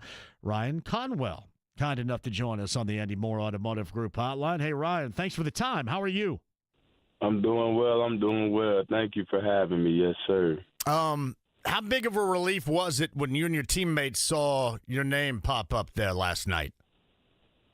Man, it was just all a blessing, to be honest, just to be, in a similar position last year and just to be on the other end of things and not getting, our names called at Indiana State last year was, heartbreaking. And, all the work that, we put in this year with the guys and the team and the coaches, it was just a sigh of just relief and just, thanking God just for the opportunity to, play just in the tournament. So. He is Ryan Conwell with us again. 9-10 coming up on Wednesday night. That's a true TV matchup. And I'll get to the game coming up in a minute, but you referenced last year and me being big time, the biggest Indiana State guy going around here. I was absolutely bent out of shape. And then when you hear this year, those that got left out, the criteria was the lack of quad one wins, and then, or you didn't have enough. And last year, that was what you guys were told at Indiana State the issue was. Man, this thing seems like it's a damn moving target all the time to me, Ryan. Yeah, I mean, I think, maybe, the criteria may change, it may not, but sure. At the end of the day, the decision is the decision, and you kind of just have to live with it. And everyone has, opportunities to place themselves and solidify themselves in a tournament during the season. So, in order to not have to, deal with any of that, you got to just do your best during the season. So. Yeah, and my reference was a year ago with you guys waiting on something that me, too, right there with you, that never came. But, hey, you're 100% right. At the end of it all, you have opportunities to take care of it yourself, and when you don't and you leave that decision up to others and especially committees, then you kind of roll the dice right there, and right. Sometimes the consequences are difficult, and you went through that a year ago, but I'm assuming you felt a hell of a lot better last night when your team's name was called, did you not? Yeah, no, I definitely did. It was just a burst of joy and just thankfulness, gratefulness, and just an excitement just to be able to play, come here Wednesday, even just playing a close game, too, like you said, to Cincinnati, and, just having that opportunity, just to play another game and, continue the season. So he is Ryan Conwell, kind enough to join us before a workout of Xavier. He's on the Andy Moore Automotive Group hotline. So how long did it take you to go, oh, hell, that's Julian and Jason's team we're playing? Not long at all. I probably have watched, their games and St. Louis games and, my past teammates' games more than anybody else's, So, as soon as I saw that matchup, it was kind of like a full circle moment just because, it's something that you would have never guessed would happen. And the fact that it's happening, when we're in the tournament is, it's a great opportunity for us. I run your stats. I probably watch you guys separated as much as anybody around here. And the one thing I noticed about them is that they weren't getting as much clock as I thought. But I know Jason got a lot of it here in the SEC tournament. And I thought it was really cool when I saw these two names pop up here. And I thought, okay, wow, that's really interesting considering what you guys were a part of in Terre Haute a year ago. Yeah, for sure. I think it's just, a great opportunity, just a great experience, just for everybody, on both sides. And, I think it'll be a great game. So yeah, no doubt. Ryan Conwell's on the Andy Moore Automotive Group hotline. I'm going to get to them in a second, but I want to get you and your team. Now, before that close loss to Marquette, you go for 38. Just an incredible evening for you, to say the least, at Madison Square Garden. But it did seem like you and your teammates had found a little bit of something in a late season run. What was it? I think it was just, our togetherness, our toughness, our persistence of, not giving in or, worrying about outside noise. And, Coach Miller preaches this thing called, just keep on flipping the coin, basically meaning no matter the result, continue to keep on putting the work in daily. And I think that's what we did, as a team and with the coaching staff. And I think that's why we had, great success towards the end of the season. And I think we're playing our best basketball. Yeah, and this is the right time to be doing just that. How long did it take you to acclimate to everything being new at Xavier for you this year? I would say that it took me some time, just understanding, how everything runs here. But I would say, my teammates and, my coaches, definitely help with that, process and that transition. I would say in terms of just playing and how we play, it's not too many things that are, completely different from, how I played last year. And I also think just my skill set and my ability to be able to, be diverse and play multiple positions and do multiple things on the floor has helped me, gel and learn the process here as well at Xavier. So it took some time, like how every transition will, but I think I'm starting to get the hang of it now. So does that mouthpiece going all over the place, does that give you your rhythm? Just out of curiosity. Because that's something that hasn't changed. How long have you been doing that? That thing's all over the place, and I'm here for it. Yeah, I got it last year during conference last year because I got my tooth knocked out in practice. So now it's kind of a traumatic thing where I feel like I need to have it. Yeah. But, yeah, I don't always have it in like I'm supposed to all the time. But I think it's just, part of just my flow, Sometimes you get a rhythm from that stuff, man, and you may have a rhythm, and hell, you don't even realize you have it until some numbnuts on the radio says, hey, is this a part of your rhythm? And then you have to answer it in front of everybody. So, yeah. Yeah, no, it's all good. Yeah, it's Ryan Conwell with us. What do you think about the way Texas plays? Obviously, with your two former teammates also on hand there, what do you think about this Longhorn team? Yeah, I think they're definitely, an athletic team, a team that plays really hard, that takes pride on both ends, a team that competes, a very skillful team as well. Just, watching their games and watching Ken and Jew. I think they're definitely a great team, and I think it's definitely going to be a battle on Wednesday, so it'll be one to watch. 9-10 Xavier in Texas. That's over in Dayton, a part of the first four on True TV. You get 38. That's your career high. And I know it's a bummer because you guys lost at the semifinals of the Big East tournament to Marquette. But getting 38 in that building in Madison Square Garden, did that make, at least individually speaking, your performance, how much more did that give it, considering where you were? Yeah, I mean, I was kind of talking to my family and my close people after the game, and it really didn't hit me, the magnitude of, where we were playing at. I really just every game I'm just, a guy who just loves to play basketball. So no matter where it is, I just love to compete and give it my all. And, I definitely feel like, that was one of, my best performances, just in my life, to play, play at that magnitude in that arena. But, I just wish we would have got the win to continue to advance. So, do you know? I'm just thankful for the opportunity. Do you know where that individually ranks in Big East Conference tournament history? Because I don't. I was just asking. Maybe you do. Nah, I think it's up there for sure. I think it is.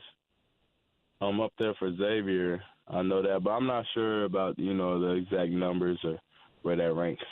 Hey, you're just a team dude, man. So that's cool. I do. I thought 38 in the Garden Big East Conference tournament, and that makes it, I would think, even more impactful when you think about it. And honestly, Ryan, that's probably something when everything is over, you'll become a little bit more reflective about and think a little bit more about now, because this is a whirlwind. I mean, now all of a sudden yesterday, hey, guess what? We're going to the tournament. And hey, guess what? We turn around and play on Wednesday, not too far away from campus. So there's a lot of acclimation going on with you in a short period of time, you and your teammates right now. Yes, sir, it is. I mean, we just have to, just be able to, pivot and, adjust when things are needed so that we can perform at our highest. So. Well, I'm really happy for you, honestly. You gave me and a lot of other Indiana State fans a hell of a time, you and your teammates, a year ago. And I, for one, will never forget that, because I didn't know the NIT existed until you guys were running a roughshod through it a year ago still, and it was awesome. Again, thanks for that. And just continue to do what you do, and we'll check in whenever you get some time once again. But got a lot of big fans around here, certainly in and around Pike High School, Marion County, and everybody's very happy for what you've accomplished so far in your career, too, Ryan. We appreciate that. Yes, sir. I greatly appreciate you all as well. Thank you. We will hang in there with you, too. Tell the family we said hello, okay? Yes, sir. Sounds good. You got it. Ryan Conwell right there, the Andy Moore Automotive Group hotline. Still in contact with his former teammates over there? Yeah, I know. I go, damn. And I couldn't even not, in this case, bring up a year ago with Indiana State. And again, I knew driving home from St. Louis after they lost to Drake a year ago that they weren't going to make it in, but it became more impactful, and it stung even more as their name wasn't announced. And he had mentioned that last night when Xavier was put up on a board and their name was announced. Obviously a much different feeling than that time in what he had gone through a year ago. But a really good kid and a fantastic player. I'd mentioned the 38 in the Big East semifinal, and you talk about shooting the lights out against Marquette.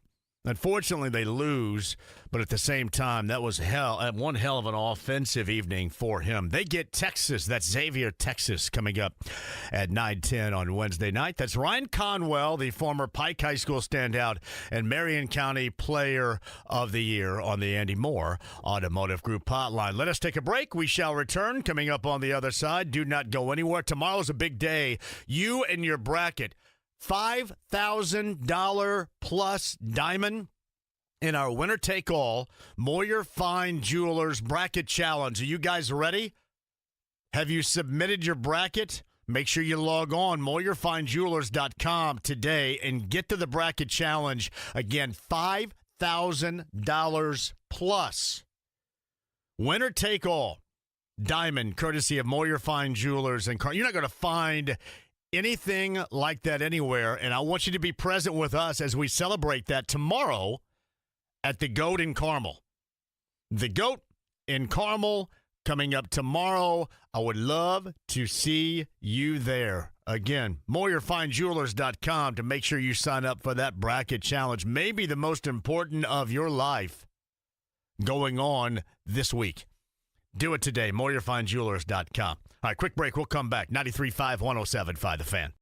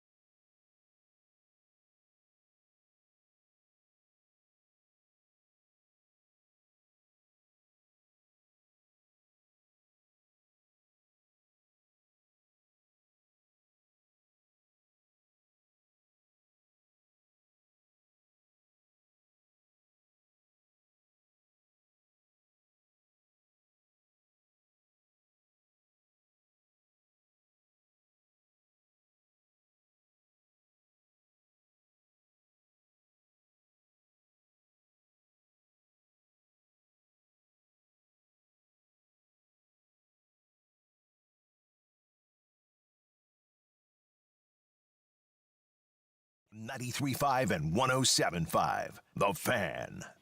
Hey, Cyndi Lauper's going to be at Ruoff Music Center coming up August the 7th. Who wants to go? You ever watch the film Just One of the Guys when they reference Cyndi Lauper as Cyndi Lauper? You know, the big moment in that was the big reveal, which I always love, if you remember, the big beach reveal and Just One of the Guys. But there was also the pronunciation of Cyndi Lauper as Cyndi Lauper that was always kind of weird to me right there. This is going to be a great show. I believe this is her final tour. Number 9 at 239-1070. It is a celebration this summer of so many great 80s shows. This is one of them. Cyndi Lauper. Ruoff Music Center, August the 7th. Tickets available.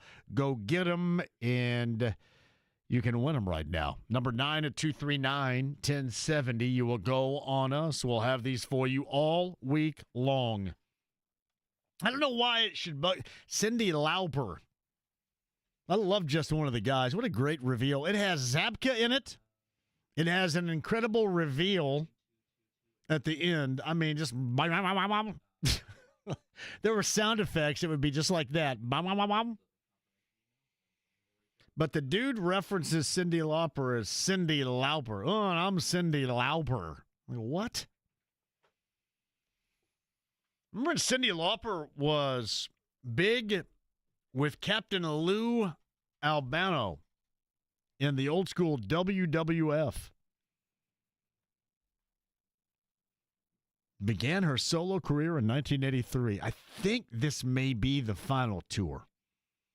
Number 9 at 239-1070. You will go on us all week long. We have it for you. Just One of the Guys, James. Have you seen it? There's a big reveal in it.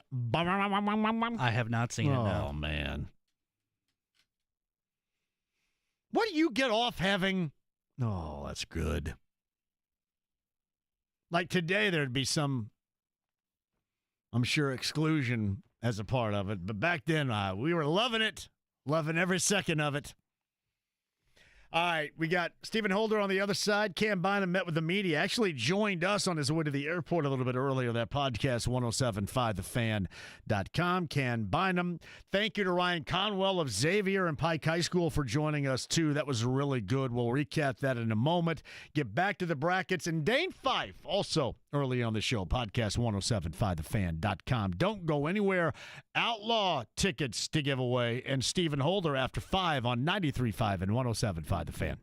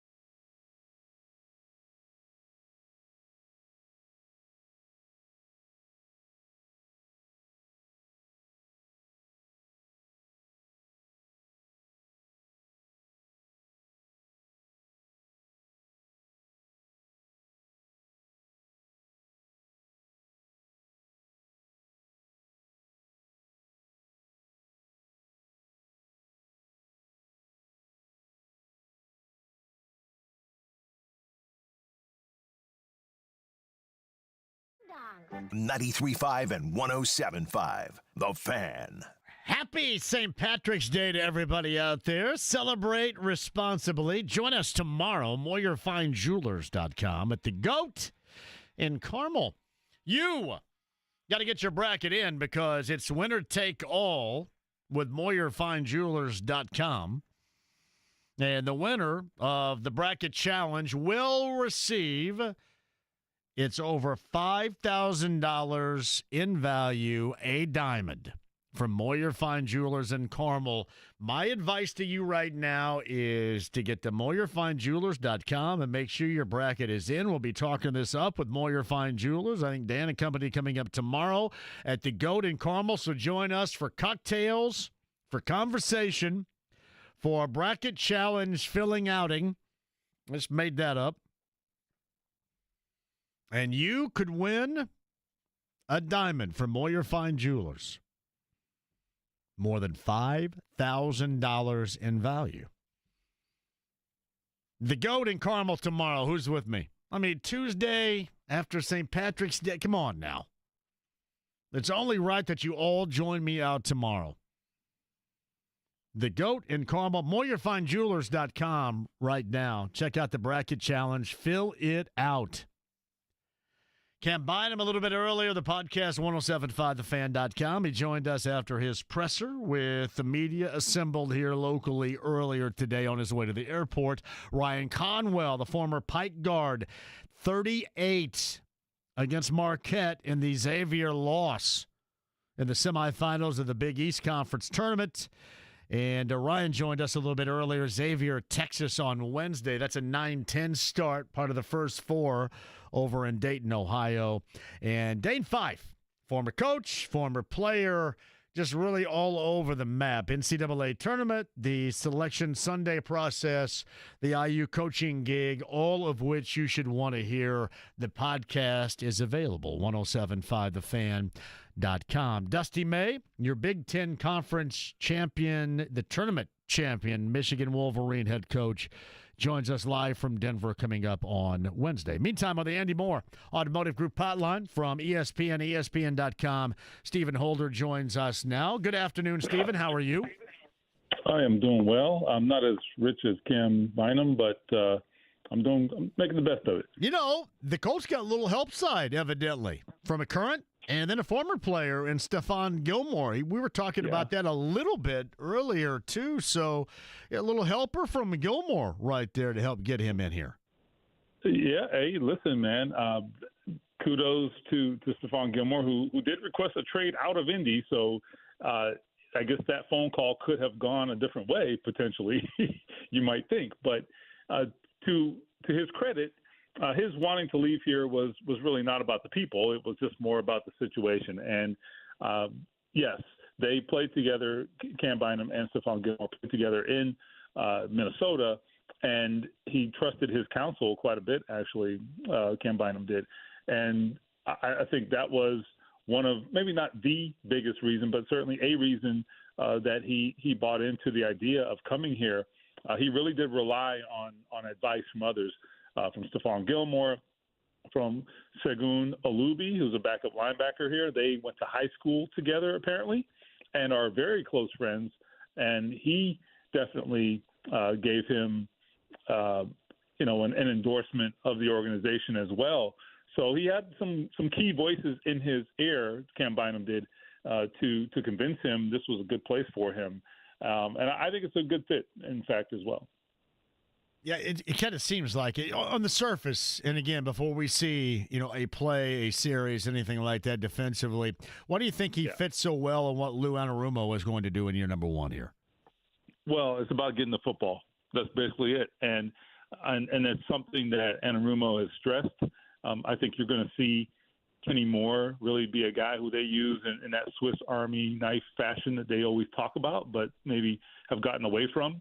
And I think the same is going to be true for everybody in that secondary. They're going to, the plan at least, is to set them up to make plays. And what does Cam Bynum do the best? He is a guy who tries to make plays on the football. And so the thinking is, let's put him in position to do what he does well. You heard that, I thought, with as well with Charvarius Ward, who talked about Lou Anarumo telling him, look, he's going to allow him to press and be aggressive and do the things that he likes to do, the things that he thinks his game is well suited to.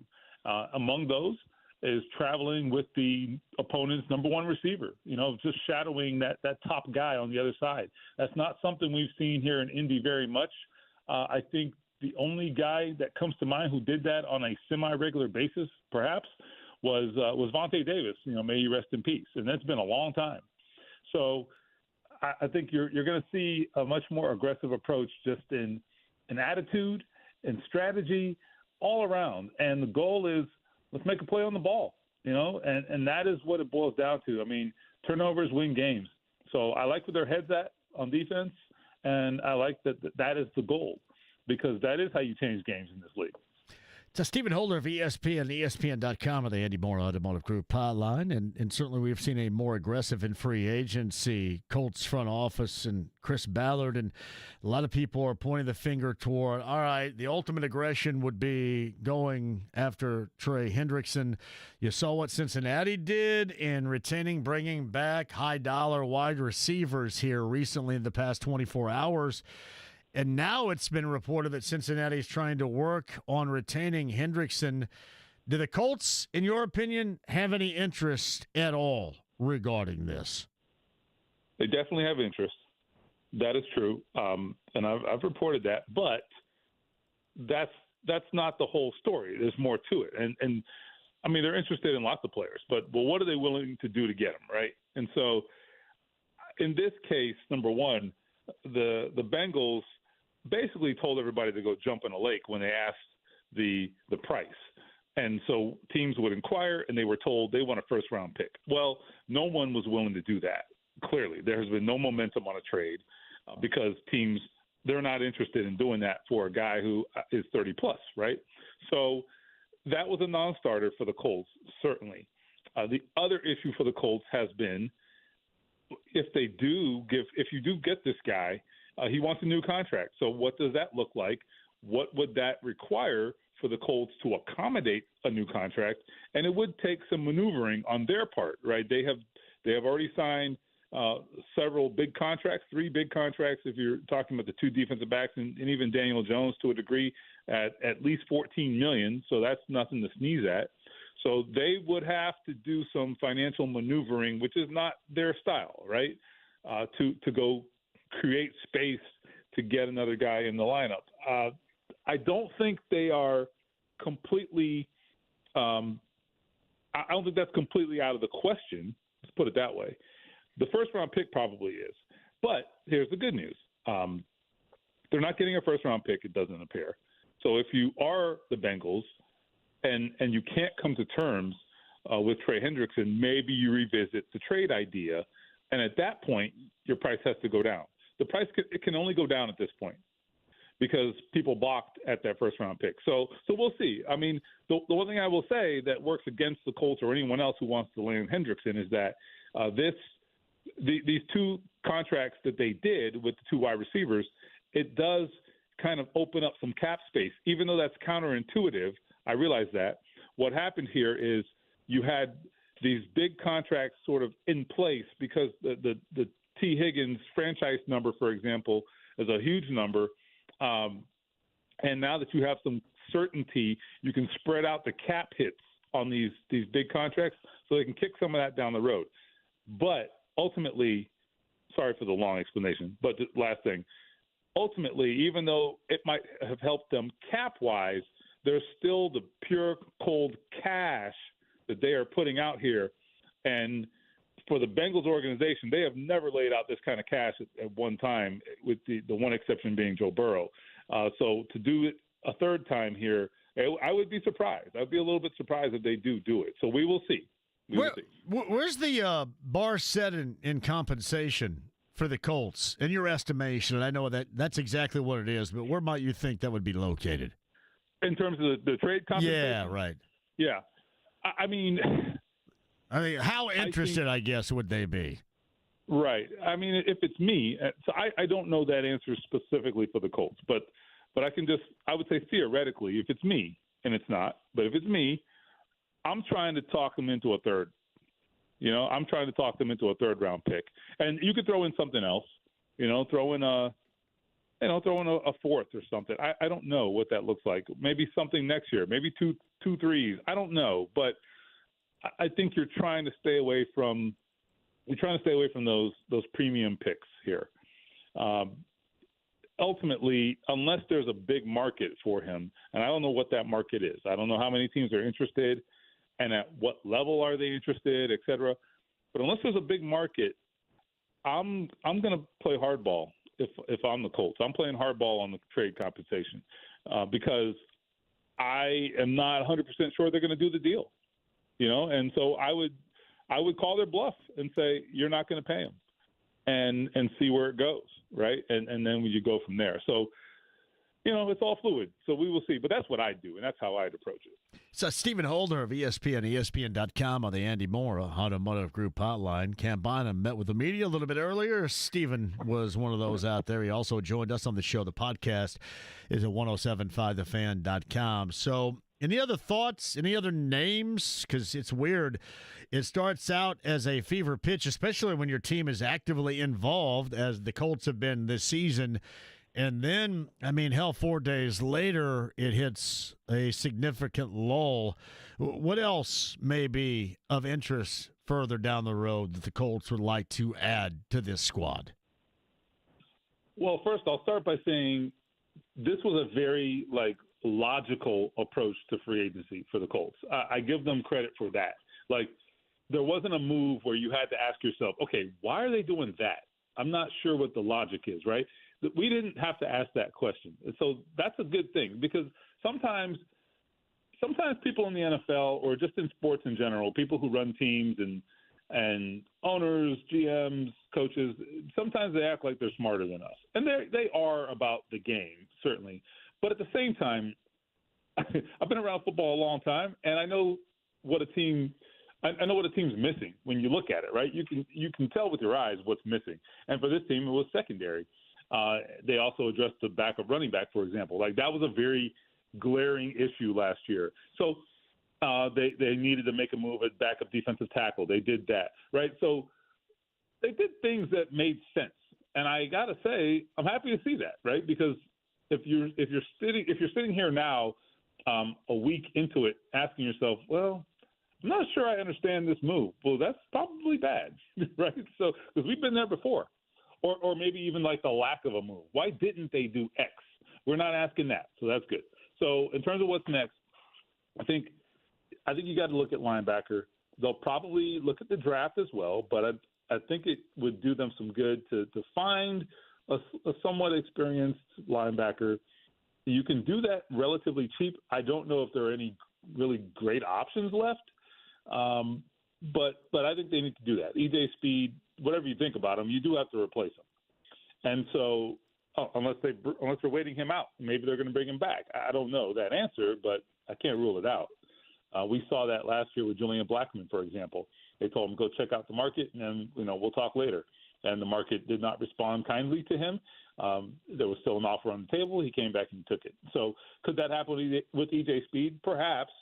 I don't know what their interest level is in bringing him back, but again, like I said, I think they have to address that position. So that would be the next priority if it's me. Tight end is clearly going to be a draft priority, but I think you also need to do it now too. I don't think it needs to be just a draft move. I'd like to see them also address it in free agency.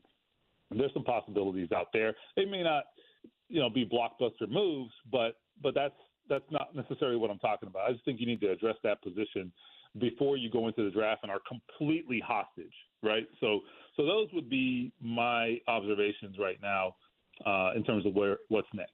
Ken, do you think the Eagles offensively can discover anything in Kylan Granson that obviously went undiscovered here offensively? I'd like to see if they can. Clearly Nick Sirianni sees something in him. And I guess I would say that maybe in the right place, the right situation, I think Kylan Granson is a fine player. I think the problem is he can't be your number one tight end. If he's your second or third, then, maybe you're in decent shape. But here, I think from a pass-catching perspective, he was kind of the main guy. Mo Alley-Cox was technically the number one tight end, played the most snaps and all that, but certainly wasn't utilized as heavily in the passing game. So what the Colts were asking of Kylen Granson is maybe not the best way to use Kylen Granson, and asking him to basically be their number one passing option. I don't think the Eagles are going to do that.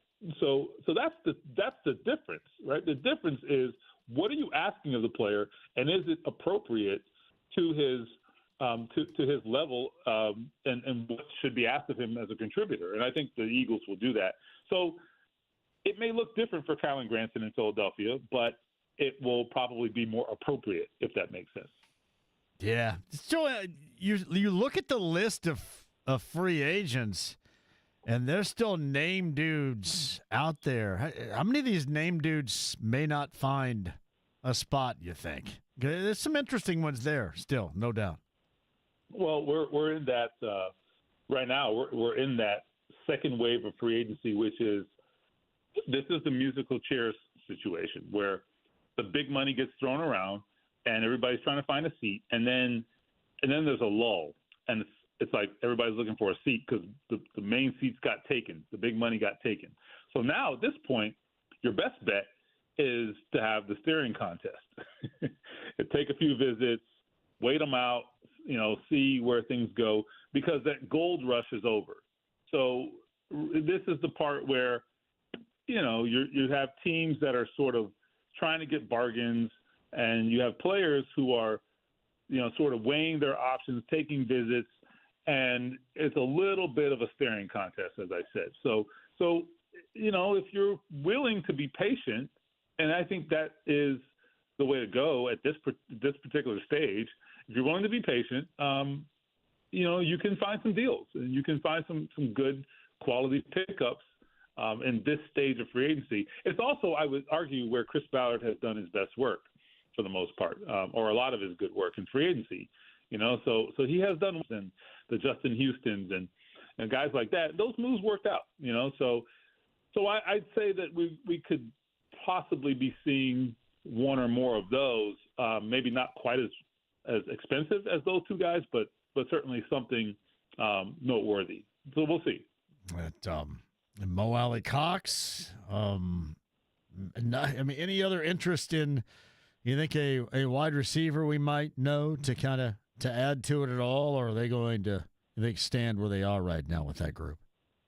That's a good question. I've gone back and forth on it. I could make a case, perhaps, that they should, but I also think there's something to letting this group continue to grow. I mean, Josh Downs, for example, is if he takes another step, and I know if is a dangerous word, I get that, but he has been very consistent in continuing to grow, right, from year 1 to 2. If he takes another step, this guy is going to be, a real bona fide star. He's close already.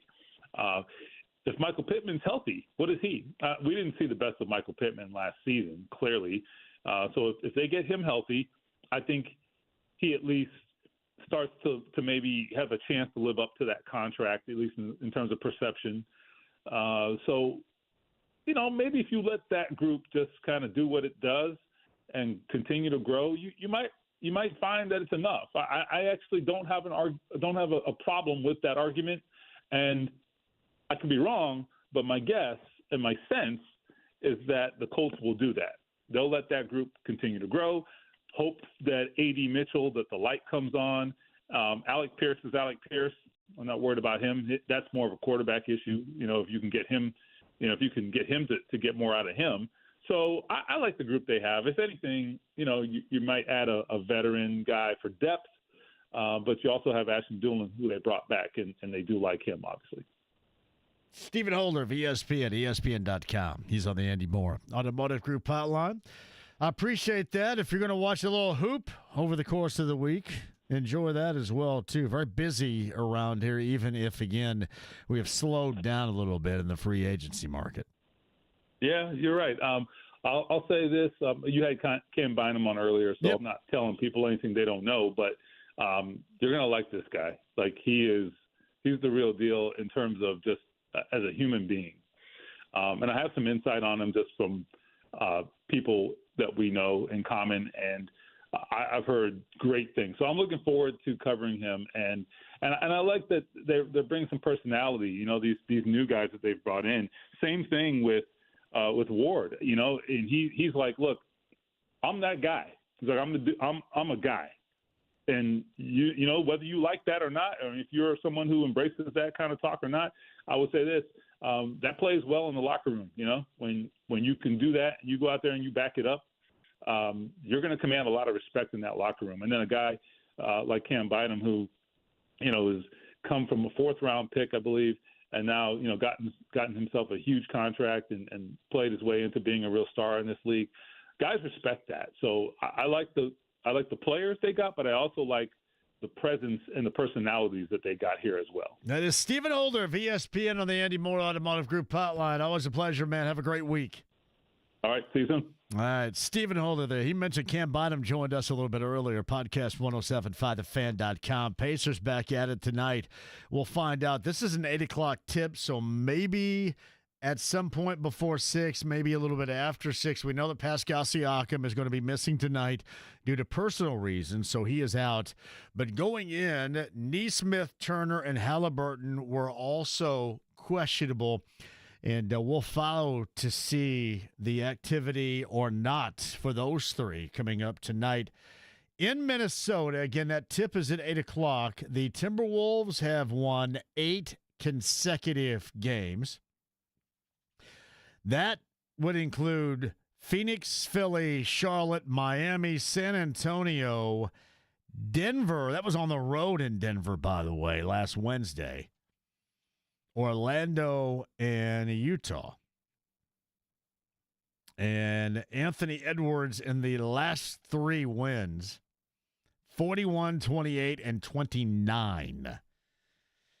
In those wins for the Timberwolves, 7:30 coverage begins right here on the Pacer pregame show later on tonight.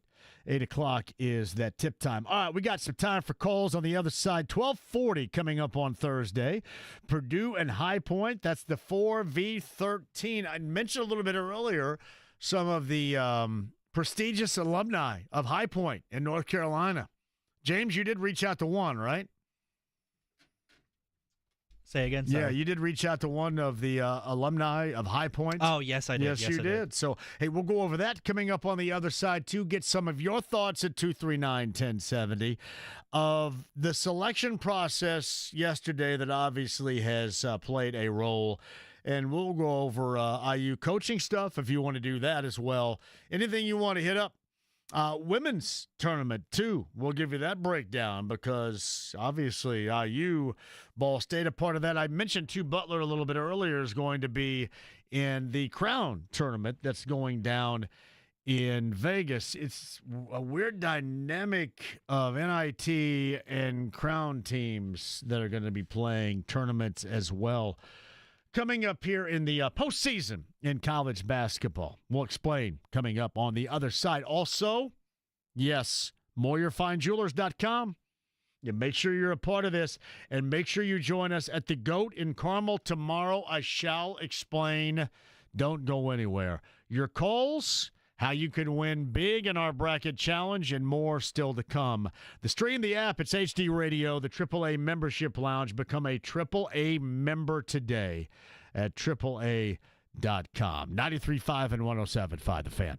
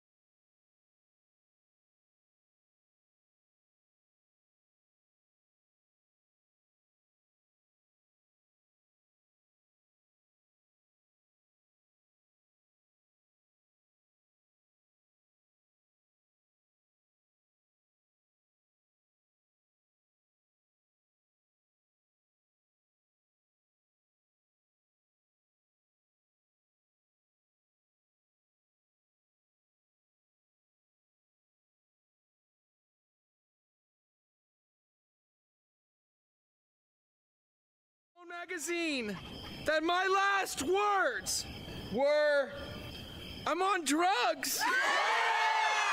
93.5 and 107.5. The Fan. I have tickets for you to see the Outlaw Music Fest. Let's say that's coming up in September. The Ruoff Music Center. All week long before the end of the show, Willie Nelson, Bob Dylan, Sheryl Crow, among others. The Outlaw Music Festival. Not now. Coming up before the end of the show. JMV, I caught you on Fox 59 with Chris Hagan last night doing the bracket thing. Why were you rocking a sweater vest? Will you retire that after wearing it last night? Sincerely, Richard.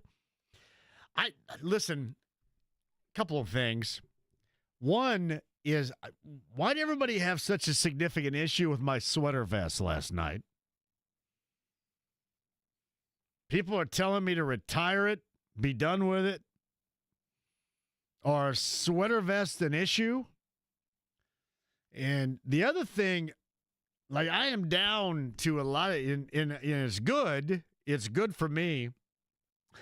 But that was really the only thing I could wear. I took it to the dry cleaners. Seriously, I had not worn that sweater vest in 27 years. Back of my closet, I found it.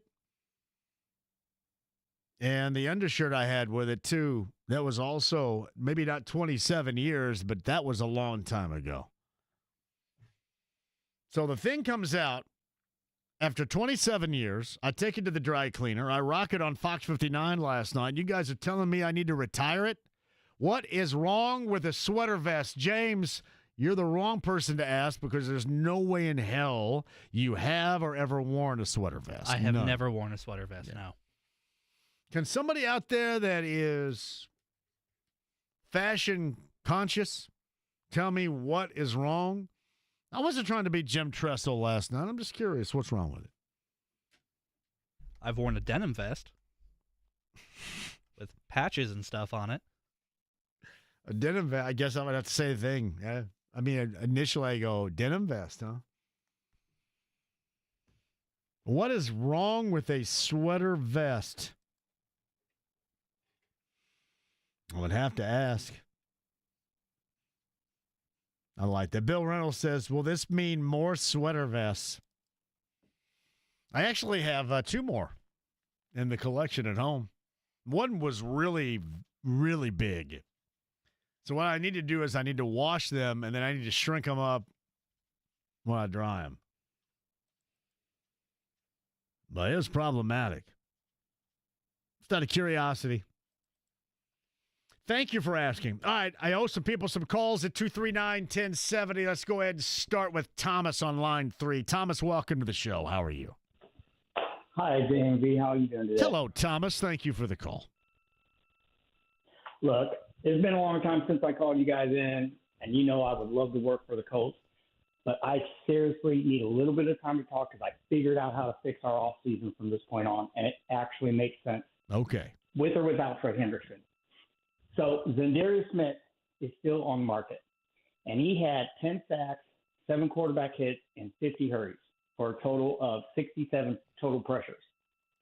If we bring him in to be that big-time pass rusher for us, if we don't get Trey Hendrickson, then that would give us the absolute same type of, play for the most part. And he wouldn't cost that much money. All we'd have to do is restructure. We could cut Taquan Lewis, sign Xavier Smith on a 1-2-year deal for about the same amount of money that we free up with Taquan Lewis, and everything would work out. If we do trade for Trey Hendrickson, since regardless of what contract we work out, we're going to be paying him $16 million this year, we could trade a third-round pick, swap our first-round pick, and give up Kwity Paye since he's on the last year of his deal, and bring in Trey Hendrickson and restructure Jason Sabakum's contract for him to get paid about the same as what Taquan Lewis was going to get paid. And with Xavier Smith, we would actually free up more money because of the missing contract of Kwity Paye. And we could actually bring in Za'Darius Smith and Trey Hendrickson. And both those guys coming off the edge is like doubling up on what we were trying to do, period.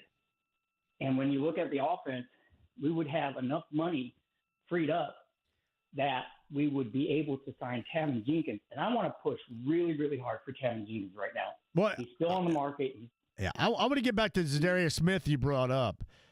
I think he was cut by the Lions, which is the reason why he's a free agent right now.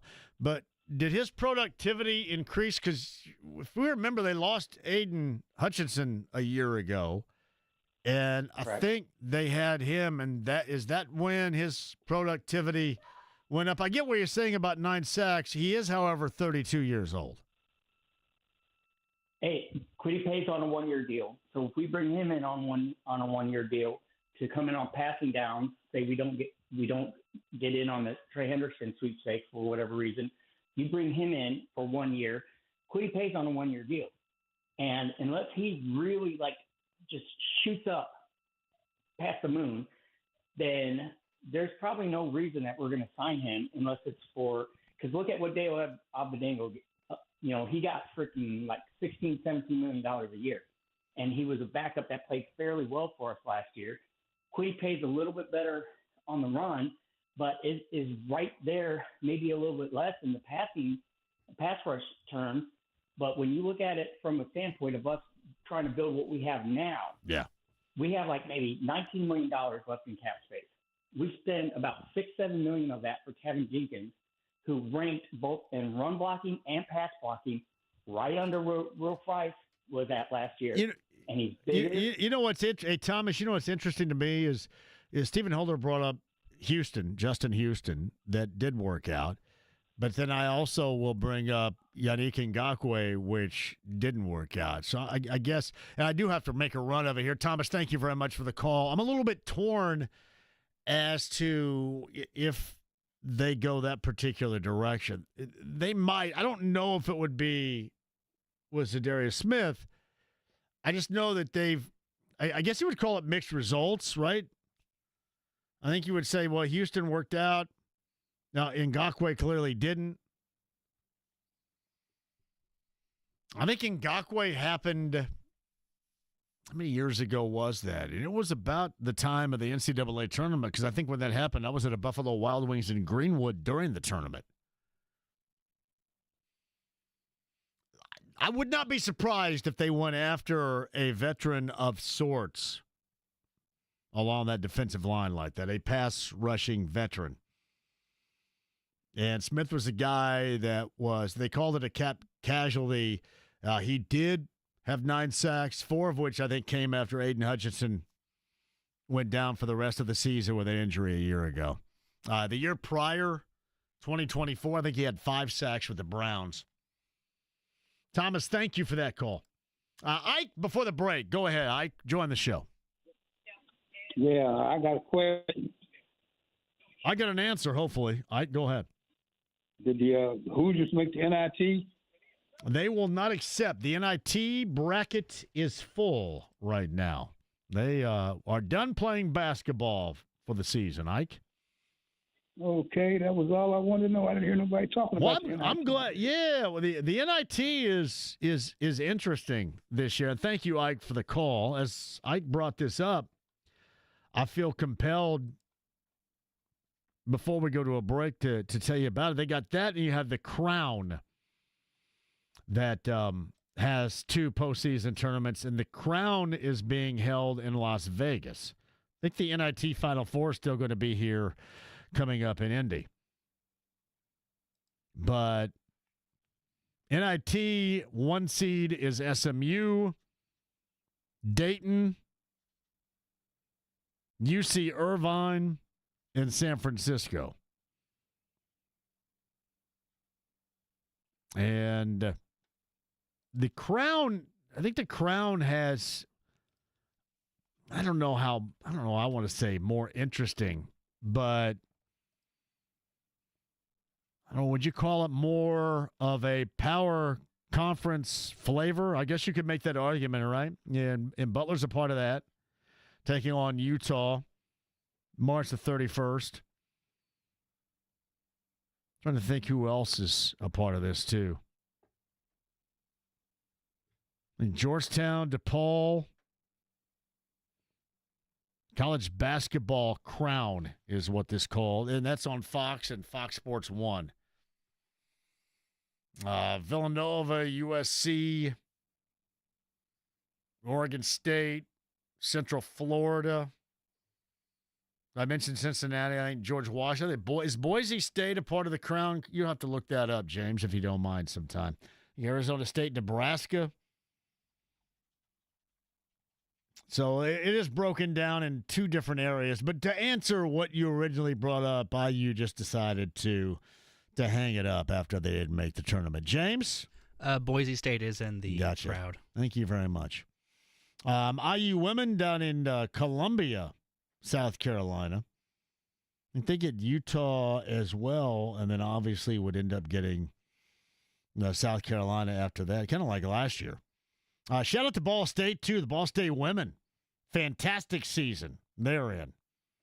And obviously the third from the state of Indiana for the women's bracket would be that of Notre Dame. Quick break. We'll come back. The reminder tomorrow why you need to join us. Seriously, I know that today, St. Patrick's Day, there's a celebration, but we're going to celebrate for a lot of reasons tomorrow and give you a chance to win in the bracket challenge big.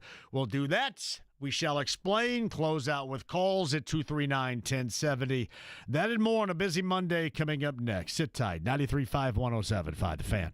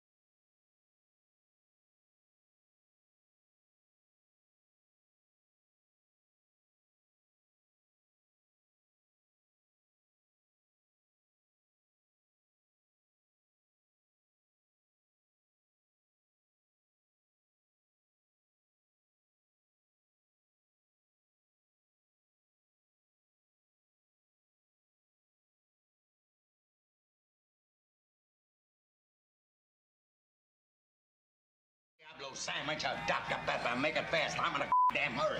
93.5 and 107.5. The Fan. The Outlaw Music Festival featuring Willie Nelson, Bob Dylan, and Sheryl Crow.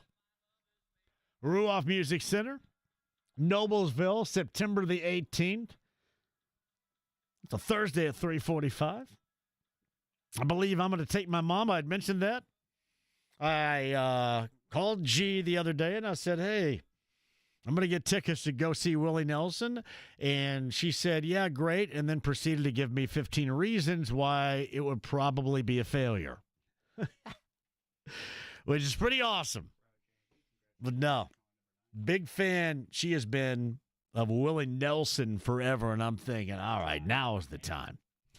That is Thursday, September the 18th, the Outlaw Music Fest. And our gifts every day to you would be tickets from our friends at Live Nation. Willie Nelson, Bob Dylan, Sheryl Crow, number 9 at 239-1070 can go on us. Jim McCann of Southern California says, are sweater vests cool in 2025? Yes, men still wear sweater vests, and they've seen a resurgence in popularity as a stylish and versatile piece of clothing, especially for layering. Thank you very much, Jim McCann. Hey, tomorrow, too, cannot wait to see you, the GOAT in Carmel, and I mean everybody. All hands on deck for this, because I want somebody, well, you got to get signed up first in the bracket challenge, MoyerFineJewelers.com. But somebody's going to win, winner take all, in value of over $5,000. A diamond from Moyer Fine Jewelers in Carmel. Will you Moyer me? Man, that'd be hellaciously easy to do if you win that diamond, fellas. MoyerFineJewelers.com. I don't know if any place has ever given away a gift like that. But we're going to sign you up. We're going to talk it up at the GOAT in Carmel. My first time there, I just want to see you there. I know that you guys are doing all your St. Patrick's Day stuff, and rightly so today, but leave a little bit in the tank coming up tomorrow. Hey, give me Fulton really quick, would you please, James? Hey, Fulton, you got to go in 10 seconds or less. Go. Hello, John. How are you? Fulton, I'm great. Go ahead, buddy. I saw you on TV last night. You did. Did I look good? Yeah, you do. Thank you, buddy. Close it strong here. Yep. So I need some help with the bracket. You got it. I tell you what, I'm at the end of the show. James, go ahead and bring Fulton down. Fulton, thank you very much. End of the show here. We'll work your brackets. Hopefully you're going to join us coming up tomorrow, Fulton. We will work your brackets coming up tomorrow. My man Fulton right there. Thank you, James. Great job today out of everybody. The GOAT in Carmel tomorrow, Moyer Fine Jewelers. What a busy show it's been. Cam Bynum, Stephen Holder, Ryan Conwell, Dane Fife, Podcast 107.5, thefan.com. The GOAT in Carmel, Moyer Fine Jewelers tomorrow. MoyerFineJewelers.com. Get into the bracket challenge. Do that now.